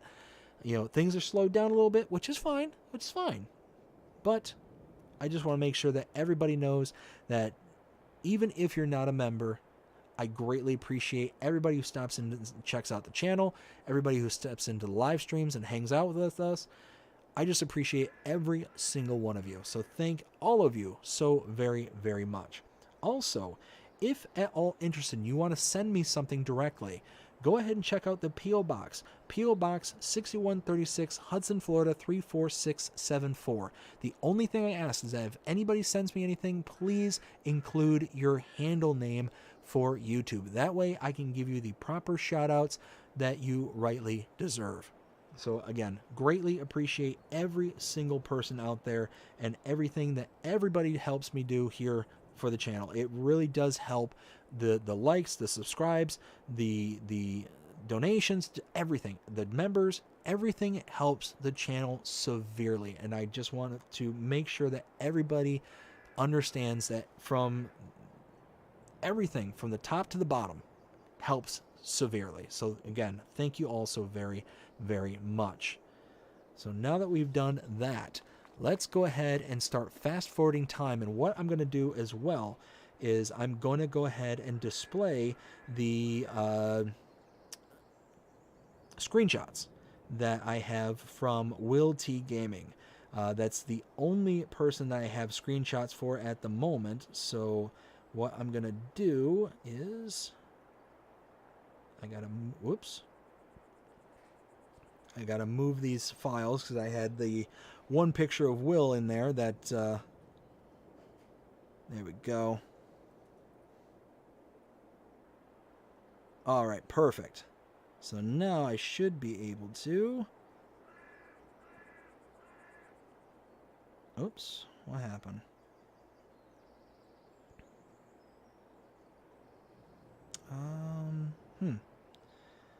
Oh, that should not happen like that.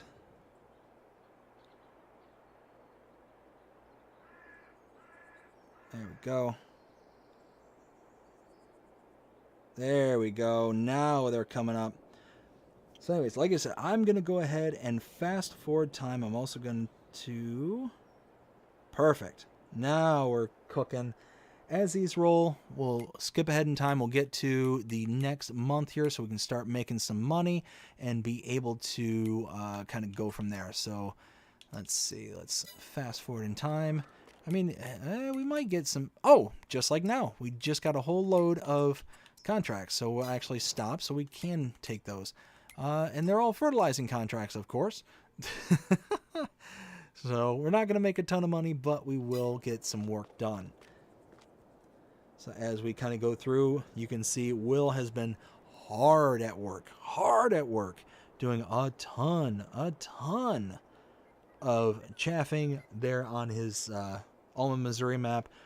Absolute metric ton of chaffing. I cannot imagine having to do that much in the ways of just work in general, because Will owns the entirety of the map. He owns everything.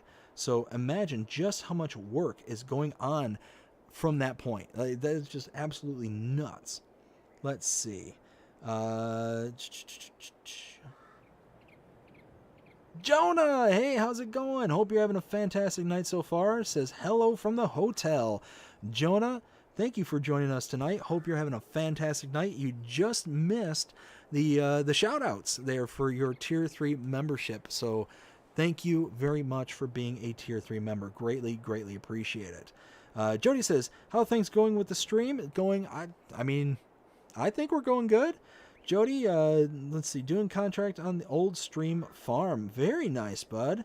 Yeah, Old Stream Farm. I do like that map. I really do. Let's see. As we are continuing through all these various screenshots here, we got some more chaffing going on. Wow. Just, I really do like Will's screenshots. Like, they are very, very nice. The nice low profile really does well to kind of highlight everything that's kind of going on all around. Yeah, I like it. Will, I don't know what it is that you keep giving yourself a hard time about, but, bam. Wait, what? Why are all these things breaking? Why all of a sudden now? Oh, that's why. Hold on. Now we're talking. There you go, Will. As we're sitting here watching Will's screenshots go across the screen here, Will, shut up and take my money. There we go. Oh my goodness. But yeah, we got absolute load going on here for Will. I mean, the sheer scale of Will's farm is absolutely nuts. I just cannot imagine being on a single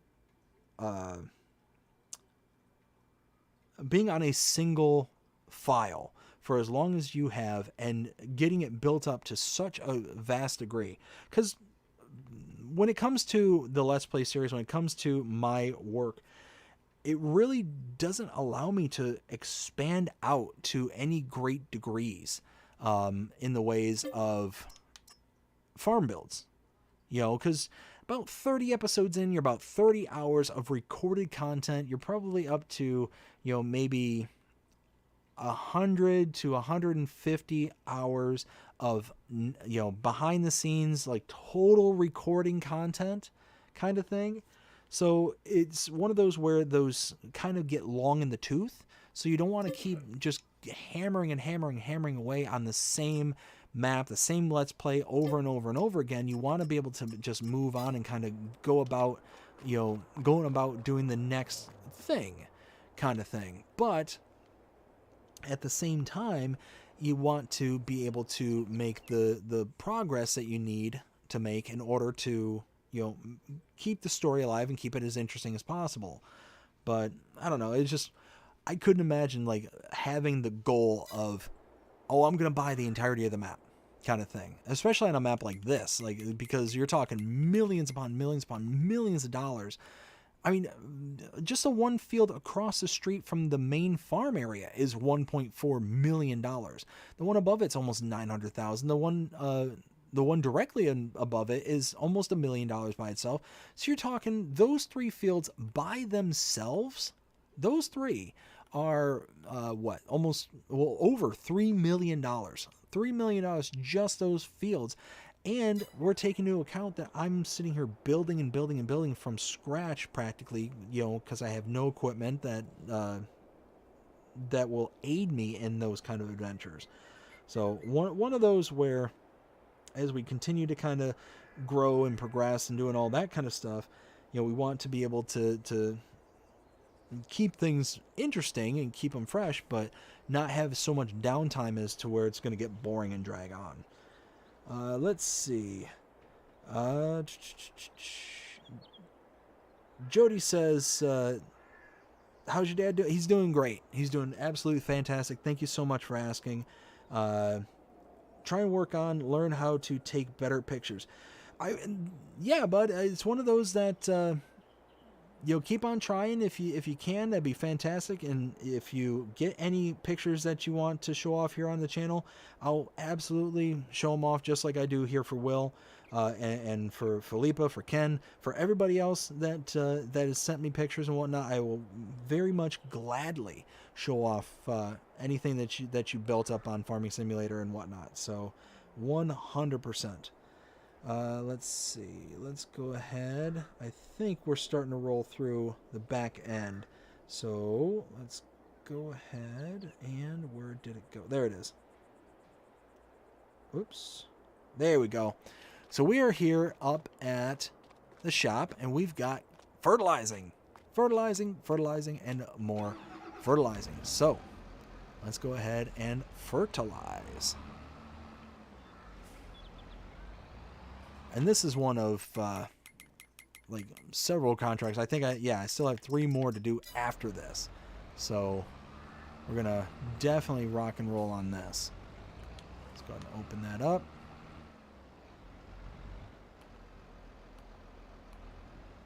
There we go.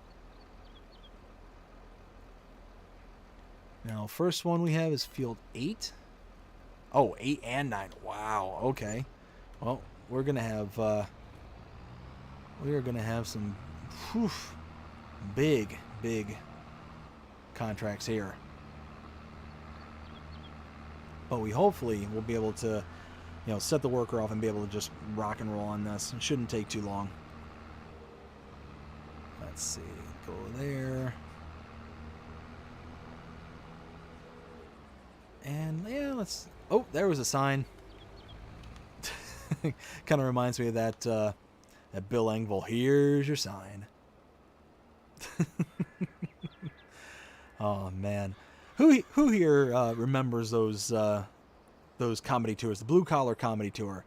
I used to really enjoy those. I used to get a big kick out of those, back in their heyday, kind of thing, with Jeff Foxworthy and Ron White and Larry the Cable Guy. And Bill Engvall. Oh my goodness, those were some funny stand-ups. One of my favorites was the Ron White, and he can't fix stupid. That one there just killed me, just about killed me. Oops, and I am trailing off the edge there pretty well. Okay, like so. We're just gonna kind of make our good pass here. Let's get rid of that. Oh my goodness, I am just failing at keeping the edge. Let's see. While we're going straight, let's go ahead and read. Bobby says, oh wait. Let's go here. Bobby says, I wonder how many trees are left on Will T's map. You know what? That's not a bad question. Will, if you're still out there, how many trees are left on your map? Because I could only imagine that you've had to clear out quite a few in order to make your farm build the way it is. Because it is absolutely massive, the farm build that you got there. Almost 7,000 head of cattle. I mean, that by itself is a pretty big feat. I think he's got all 10 of his animal slots are dedicated to cow barns and whatnot. So that's a pretty big build at the end of the day. Let's see. Jody says that's some beautiful pictures. Yeah, absolutely, Jody, absolutely. Also says, I know you would, buddy. I appreciate everything you do for me. No problem, Jody. No problem whatsoever. And like I said to you earlier, when that shirt comes in, bud, feel free to take a picture of yourself. Send it to me, Facebook or any of the other social medias that we got each other on. Feel free to send it to me, and I will absolutely show it off if you want me to.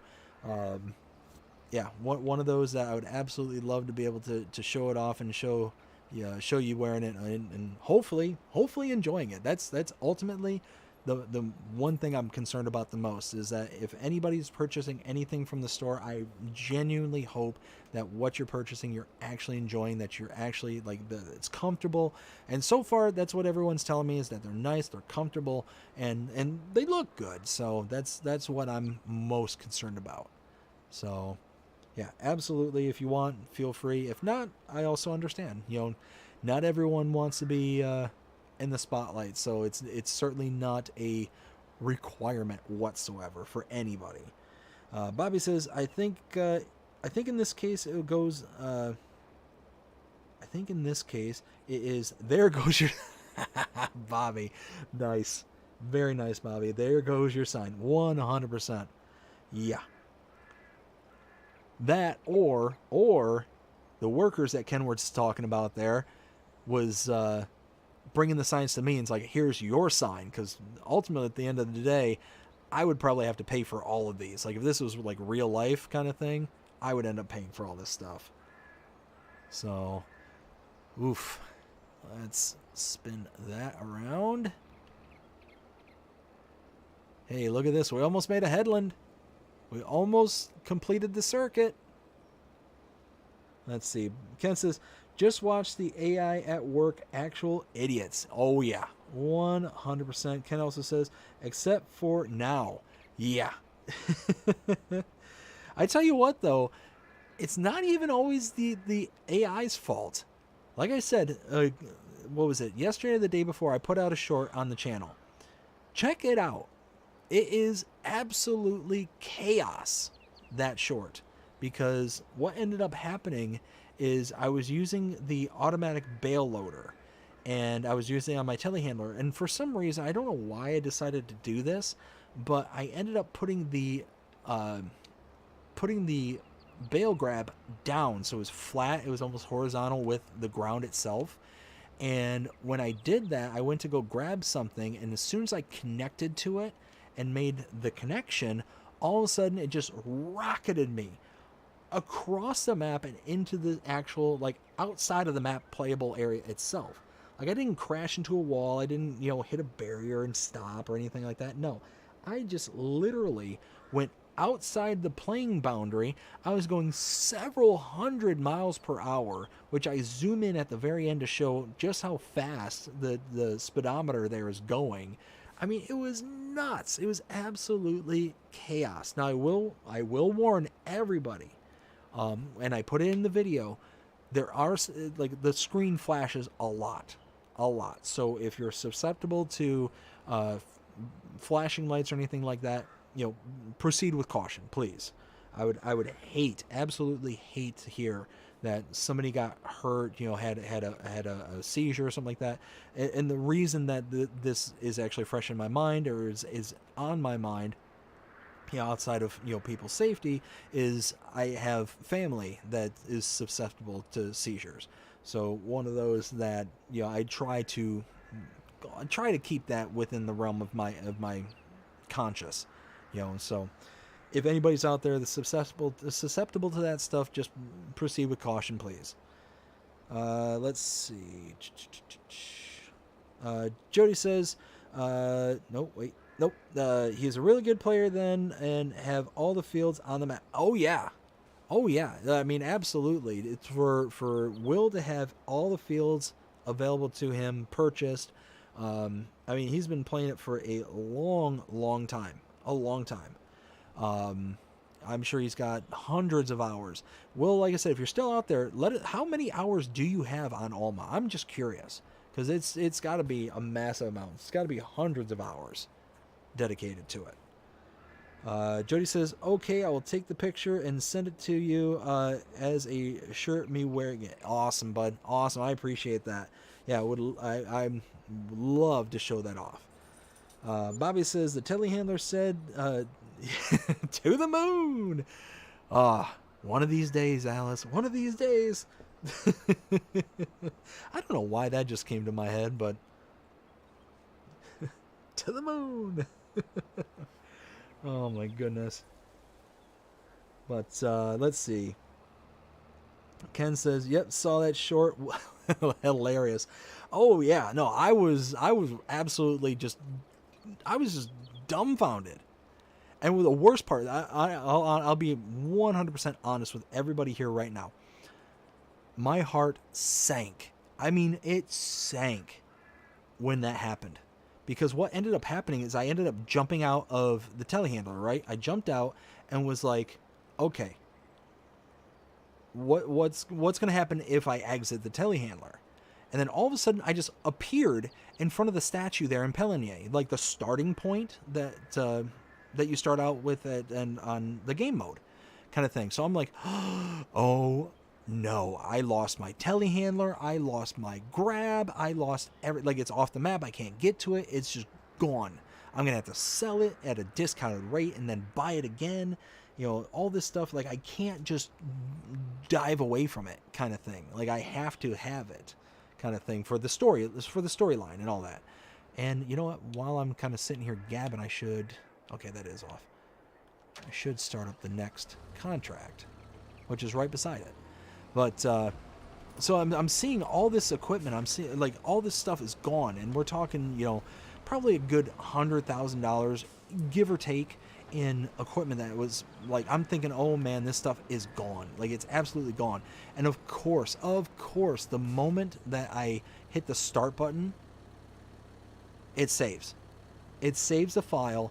So I'm committed at that point. I'm absolutely committed to whatever that point of, you know, that save file is. I'm committed to it. I'm too far into the series to be like, okay, I'm just gonna, you know, cut bait and restart everything, kind of thing. No, it's just, that's just not gonna happen, kind of thing. You know, it's one of those, I would probably have to sooner abandon the series than, you know, just kind of go from there, because up to this point I've built up too much to be like invest that kind of time to rebuild it. But oh, you know what, why don't I just go this way? Why am I going the long route? And boop, bam, look at that, beauty. So anyways, I'm panicking. I'm absolutely panicking, like, oh no, I lost my telehandler, I lost my bale grab, what do I do? And I'm like, okay, I saved it. You know, even though I didn't necessarily want it to save it, but it is saved. It is what it is. I have to figure out what to do. So I exit the file and I come back in, and I'm like, okay, so I start at the starting farm, the normal starting part at the starting farm. That's what I'm used to seeing. So I then hit the button to fast travel to whatever bit of equipment I have. I first fast travel, it's to the truck. I fast travel again, it's to my tractor. Hit it one more time, because I'm like, okay, I should only have 3 bits of equipment. I should only have these 3, and the next one should be the telehandler. And I click it, and boom, the telehandler, the bale grab, thankfully, were at the shop. It's like they just spawned, like reset on their own. And there is no way to reset, as far as I'm aware at least, to be able to respawn your equipment from within the menu. You actually have to like hit it on the map. But the problem is, because it was off the map itself, I had no way of clicking on it. I had no way to reset it from the map. So it was one of those, like, I was just absolutely in panic mode. And I was so glad to see that I didn't lose any of my equipment. I didn't have to spend $100,000 needlessly. I wouldn't have to figure out a way to try and cheat money into the game or anything like that. I would be able to just kind of do it and be good to go. But I mean, I guess I could have come up with some kind of storyline. Oh, hey, somebody stole my telehandler. Oh, hey, you know, it blew up. I have to replace it, kind of thing. Which, I mean, might be a good thing, considering the sheer amount of hours that I have on that telehandler is absolutely ridiculous. But I do love that telehandler. I'll be brutally honest. I love that telehandler.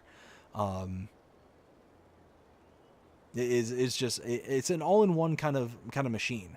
The Merlot telehandler. Actually, here, let me turn that on cruise control for just a second. So for anybody who's looking for a good telehandler, check out, nope,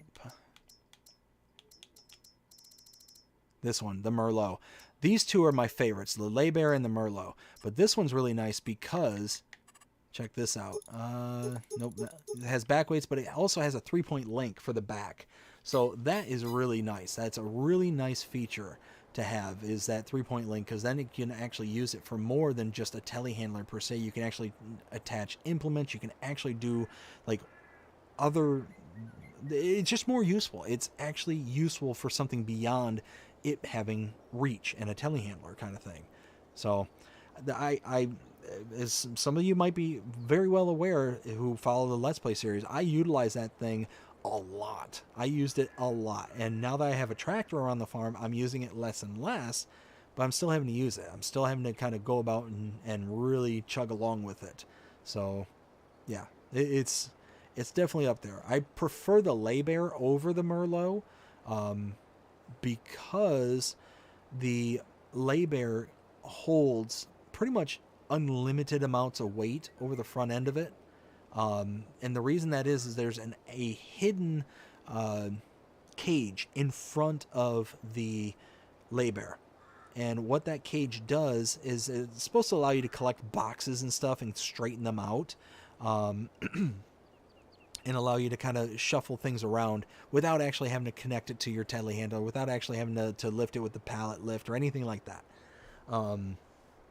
It's just kind of a nice little tool kind of thing. But there's a way to hide it, but all that hiding does is make it invisible. It doesn't actually take it away and prevent you from being able to actually still have collisions with it. So it's one of those, like, it's a very, very nice equipment, but because it has that cage in the front, you can hold unbelievable amounts of weight over the front of the telehandler and be able to come away with it with like you can more utilize it for like ridiculous tasks like logging. That's one of my favorite logging telehandlers, because you can pretty much pick up an entire forest with it, in conjunction with a very heavy rear weight. And between those two, you're going to be able to carry a ton of logs and be able to just pick things up very, very quickly. If you're wanting to do kind of a more quote unquote traditional kind of lifting, I don't know, quote unquote. Let's see, we've got Ken says, yep, off the clock, LOL. Will then says, LOL, I still have trees. That's good, that's good. I didn't take every tree out, LOL. I have 862 hours on the map. Wow. Will, that's impressive. That is an impressive amount of hours. Bobby says, dang, that's a lot of hours. 100%. Will says, yeah. Let's see. Ken says, how do you tell the insurance company that your telehandler went to the moon? Carefully. Say that you start speaking in very, very big words. Say that it took an unprecedented journey across the atmosphere to interstellar destinations. And hopefully the person that you're interacting with is either unassuming enough that they're not going to be able to put two and two together. One of my favorite replies to people whenever I want to tell them no, like I'll say this to my wife all the time. It's a line from Pirates of the Caribbean. And if I ever want to tell her no, but I just want to kind of be, smart about it, be like, I'm disinclined to acquiesce to your request. It is one of my favorite lines in that movie. And it gets me every single time. And every time I break it out for her or for anybody, they're like, really? Like that's what you're going to go with? You're disinclined to acquiesce to my request? One of those, I just get a big kick out of it. But the ones I really enjoy especially is when somebody kind of gives me that kind of head tilt. You know what I mean? That kind of, huh? Like, what are you talking about? And I get to go, means no. That I've gotten that a few times, and I really enjoy it because that's one of those lines in that movie that a lot of people don't recognize. So a lot of people are like, I won't say a lot of people, but some people are like, huh? Where did that come from? Let's see.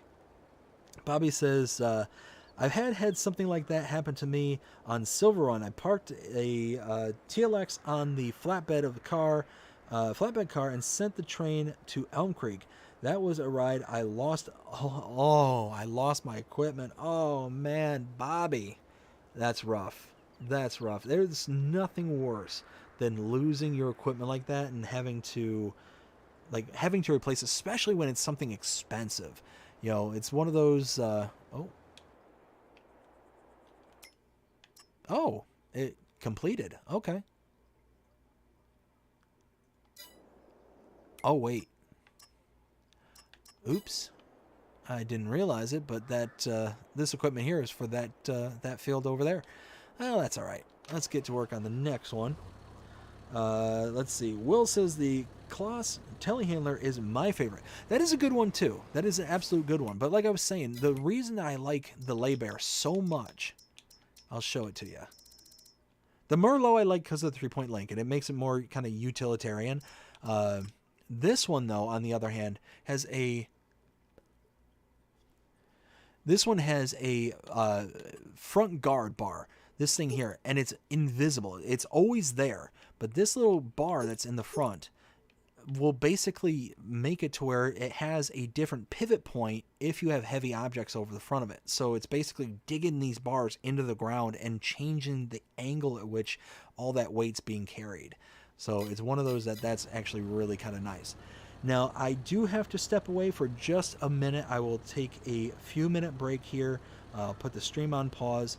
I need to go help the missus put down the bebe. I will be right back.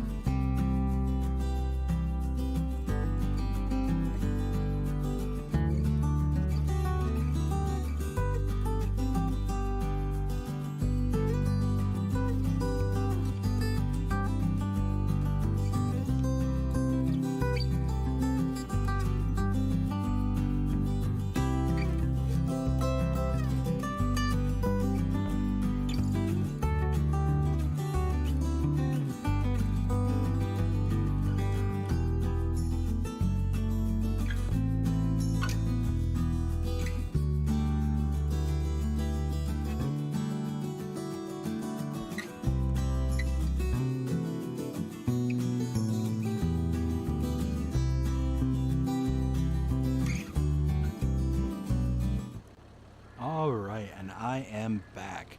So sorry. Oops, so sorry about that. So now let's get this contract underway. Let's see. This one's going where? So yeah, field 8's done. 18.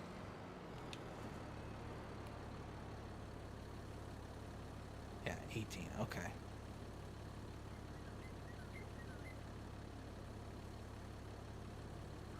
Okay. Perfect.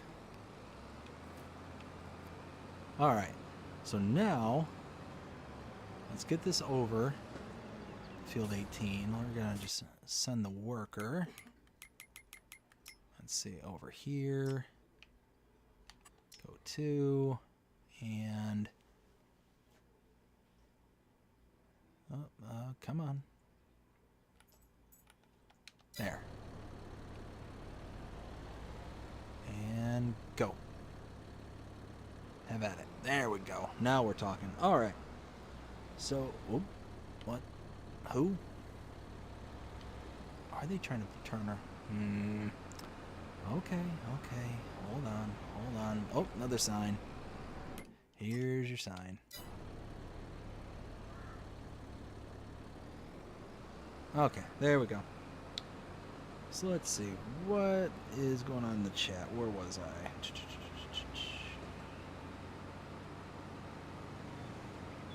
Bobby says, you see what had happened was... Uh-oh. Jody then says, that's awesome telehandler. Yeah, 100%. It's a great telehandler. I love the Laybear. I love the Merlot. Each of them have their own kind of uniqueness and their own like practical purposes. Bobby says it was almost 100K. Oh man, that's the worst. Like when there's such a catastrophic mistake that is made where you actually have to pay like a significant consequence for it is the absolute worst. Jody says, I use the same one on my farm. Very nice, bud. Wilman says, I just watched Deadpool and Wolverine. It was great. Oh, man. Now, I will say, I really do like Ryan Reynolds. I love his sense of humor and that kind of dry, kind of punchy, almost, humor. I don't know. It's kind of hard to describe, but it's just... he does it extremely well, and there's not a whole lot of other comedians or anybody else I can think off the top of my head that does it as well as he does. It's just that kind of the kind of dryness and deliverability that he has for his comedy that I really like. And like I said, it's probably best I can describe it as kind of punchy, just that kind of kind of comedy, you know. And Bobby says, I may get on my Hickory Valley map soon. I started a game. Ooh, very nice. And then Jody says, was it real good fertilizer spreader? What's a good fertilizer spreader? So my favorite fertilizer spreader, I'll go ahead and throw this out there. My favorite fertilizer spreader is actually this one. So for a standalone fertilizer spreader, the reason I love this one so much is because it's a fertilizer and lime spreader. It works very, very well. So unlike the base game one, where it's just fertilizer, this one also works with lime, and it throws both of them at 42 meters. 42 meters. It's expensive, 85,000, but it works very well. Works incredibly well. Now, if you're looking for something that's a little bit more, then I recommend this, the John Deere dry box, and it goes with the self-propelled sprayer, which also goes with a sprayer attachment as well. So this one's really nice because you can throw around your fertilizer and lime at 24 miles an hour. Now it's only 32 meters, but I mean 32 meters at 24 miles an hour, that's really quick. That's a really quick kind of setup there. So that's really nice. So this one has everything beaten on width. This one kind of has it beaten on speed. So it's one of those that kind of pick your poison. Now this one is really expensive because it's $195 for just the propulsion, and then another $48 for the actual dry box itself. So those are the kind of two that I recommend. I also like this one here, but for some reason I just don't feel like this one. I don't want to say it doesn't work. It works. It's 15 to 24 meters in width. It's significantly smaller, but I just don't feel like it holds as much as it advertised it's supposed to. Because what you're supposed to be able to do is go to the extended and get 25,000 liters. But then if you go to spreader system and go to extended, you get the 24 meters. But this is supposed to like. I thought this was supposed to like lower the distribution rate and do all this kind of stuff. I remember seeing 82 Studios, I think his name is David, I could be wrong, was explaining how this worked, and that the extended tank like also changes the ability to like changes the rate of it spreading, and it's supposed to last significantly longer, but I just don't feel like it does. I could be wrong, but just I don't.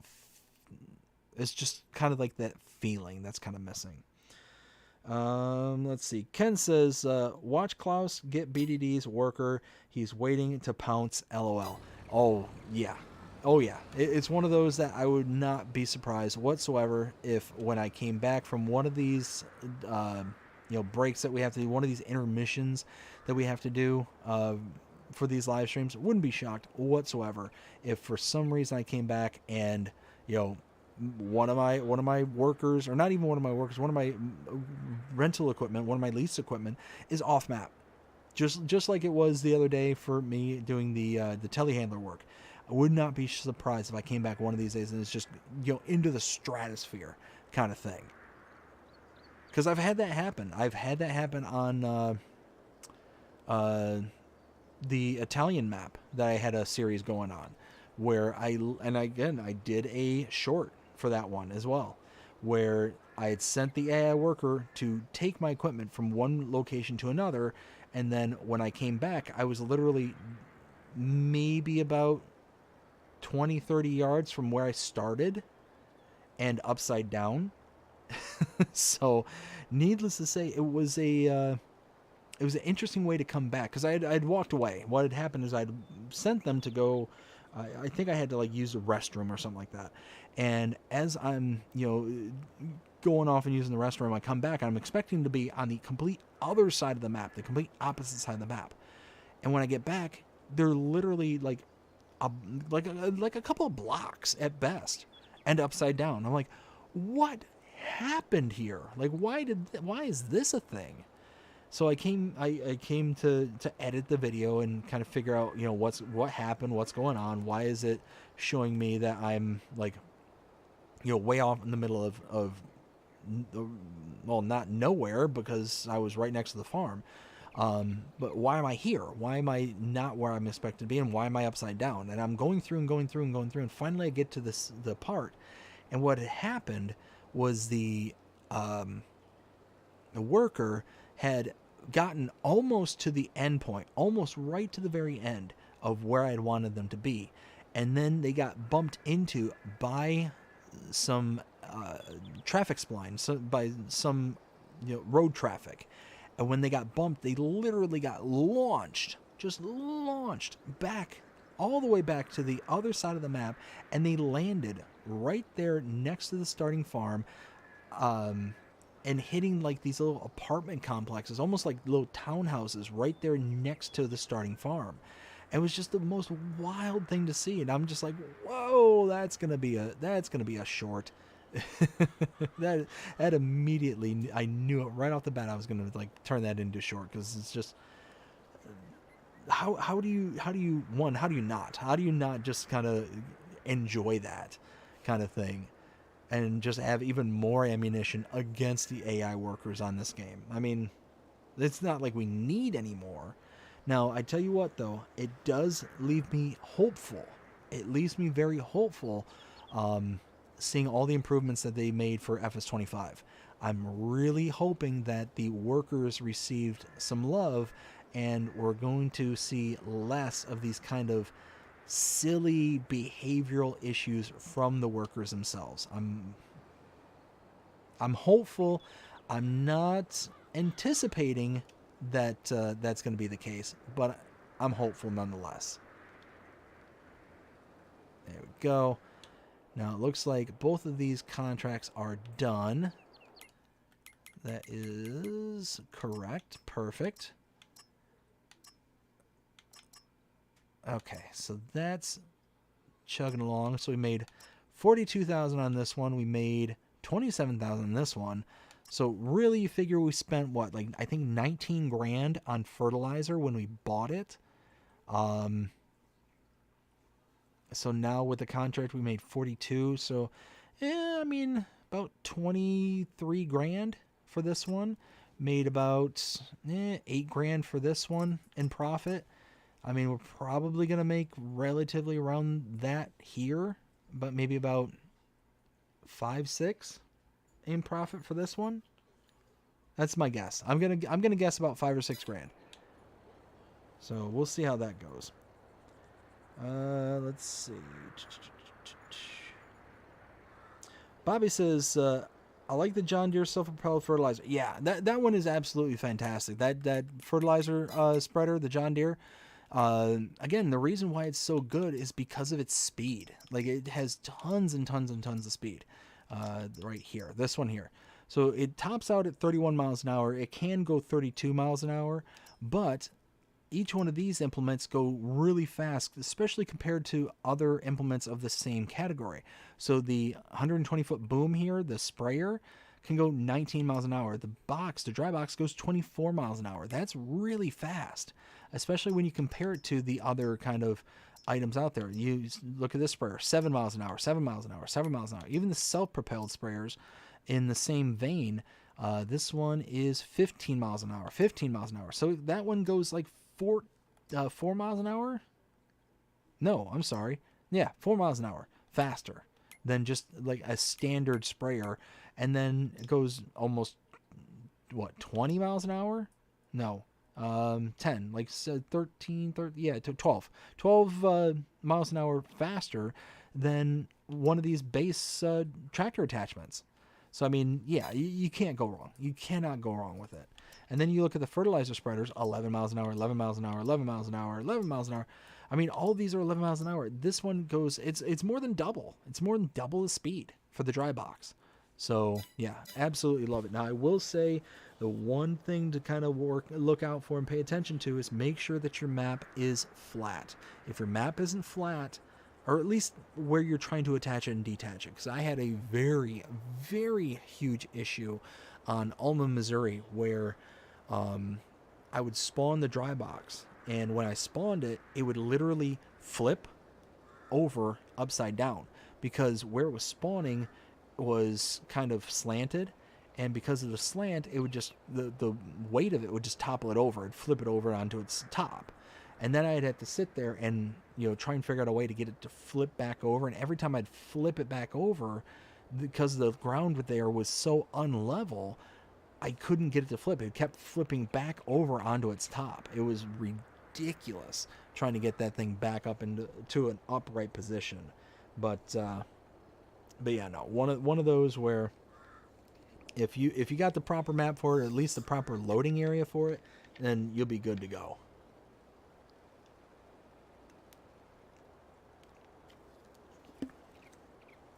But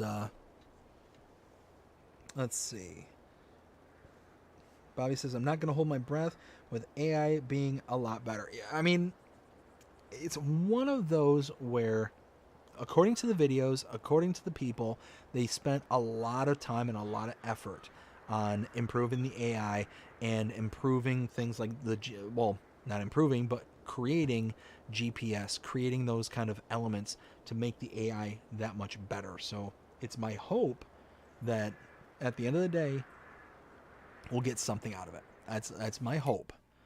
Now check that out. 27.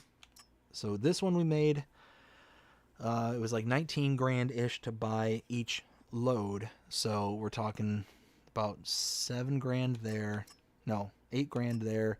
About 23 grand there, and about 3 grand for this one. So we made profit. Every one of these was profit, which is awesome. That I'm happy about. Boom, boom, and boom. So check that out. That's 132 grand. I mean, again, it's not much. I'm not making a killing off of these because I'm spending a ton on the fertilizer. But at the end of the day, I'm making that little bit of money back, and I am making a profit. So all in all, that is pretty good. Now, we have made quite a bit of progress here on Carpathian Countryside tonight. We've got all 3 fields planted. Let's see. So we're shooting for October. October is going to be our harvesting month. So we have 1, 2, 3, 4, 5, 6 months. 6 months where we can make as much money as we possibly can in order to be able to purchase some kind of forage harvester. That's the goal, is to have a forage harvester to where we'll be able to make this into chaff. That's what I want. Although we could buy that. I forgot about this.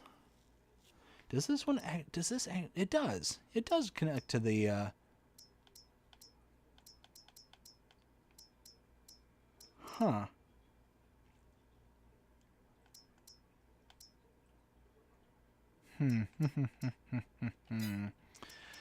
I don't know. Ooh, 5 million liters. I don't know. Anyways, I don't know. We'll see. We'll see. We might go legit. We might get like the New Holland or the Krone, or who knows. Who knows? We might go. Maybe we'll go some old school. Maybe some Jaguar action here. We do have the Kloss tractor there at the starting farm, so maybe we'll go. Maybe we'll go with. Nope, wrong category. I do like these mods here because they're cheap. Look at that, 60 grand for a forage harvester compared to like even the base Kloss is $380,000. Like even the $100,000 one is pennies compared. Pennies compared. So yeah, one of those that I like it a lot. Let's see. Bobby says, yeah, I hate the rollover thing. Even on flat maps, it will roll over if you turn too fast. That is with the wheels extended. Yeah, I had that happen to me several times too on Alma. Needless to say, I spent about 20 so minutes trying to flip the box back over when that tipped over, and then spent probably another, I don't know, 20 minutes going to get the telehandler to come back, because here's what happened is it flipped over. I had to sit there and try and bash into it a few times to see if I could get it to flip over. It wouldn't flip over. I went and grabbed my telehandler, I strapped to it and flipped it back over, and eventually got it to where I could actually utilize it on the back of the actual John Deere propelled body. Well, then I'm driving from the shop to the farm, but I first took the telehandler back to the farm. Well, then I'm driving the John Deere back towards the farm, and all of a sudden, flip, right there at the intersection there in town where it turns onto the road for the farm. So it's like that first dirt road where you make a left and you start heading towards the farm. It's right there next to that cow farm. That's where it flipped over. And I'm sitting there and I'm turtled. I'm just completely turtled and just hanging out and just like, yeah, this is awesome. So then I had to go grab the telehandler back from the farm after already taking it back to the farm, bringing it all the way back, flipping the whole unit back over. And again, thankfully I had the lay bear. Thankfully I had the one with the very kind of front heavy or back heavy tipping point, and it allowed me to get it no problem. So didn't have to worry about it whatsoever. Will says, I'm heading to bed. Have a good night, everyone. Will, I hope you have a fantastic night. You take care. We'll see you again soon. Again, thank you for your purchase there at the shop there, and greatly appreciate you sending the picture along to show off the channel merch. So thank you very much. Hope you have a fantastic night, bud. We'll talk to you again soon. Bobby says, good night, Will, and Ken says, good night, Will. Catch you next time.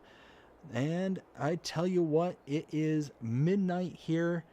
And instead of starting up more contracts, I think we're going to start drawing this stream to a close. I've had a blast, as I always do, hanging out with everyone here tonight. I hope that everybody here enjoyed it. Let's see, before I take off, though. Okay, cool. Just wanted to double check something just real quick. Like I said, I hope everyone here enjoyed it tonight.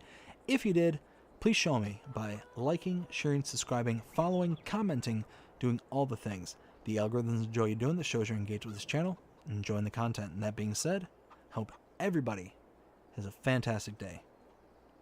Take care.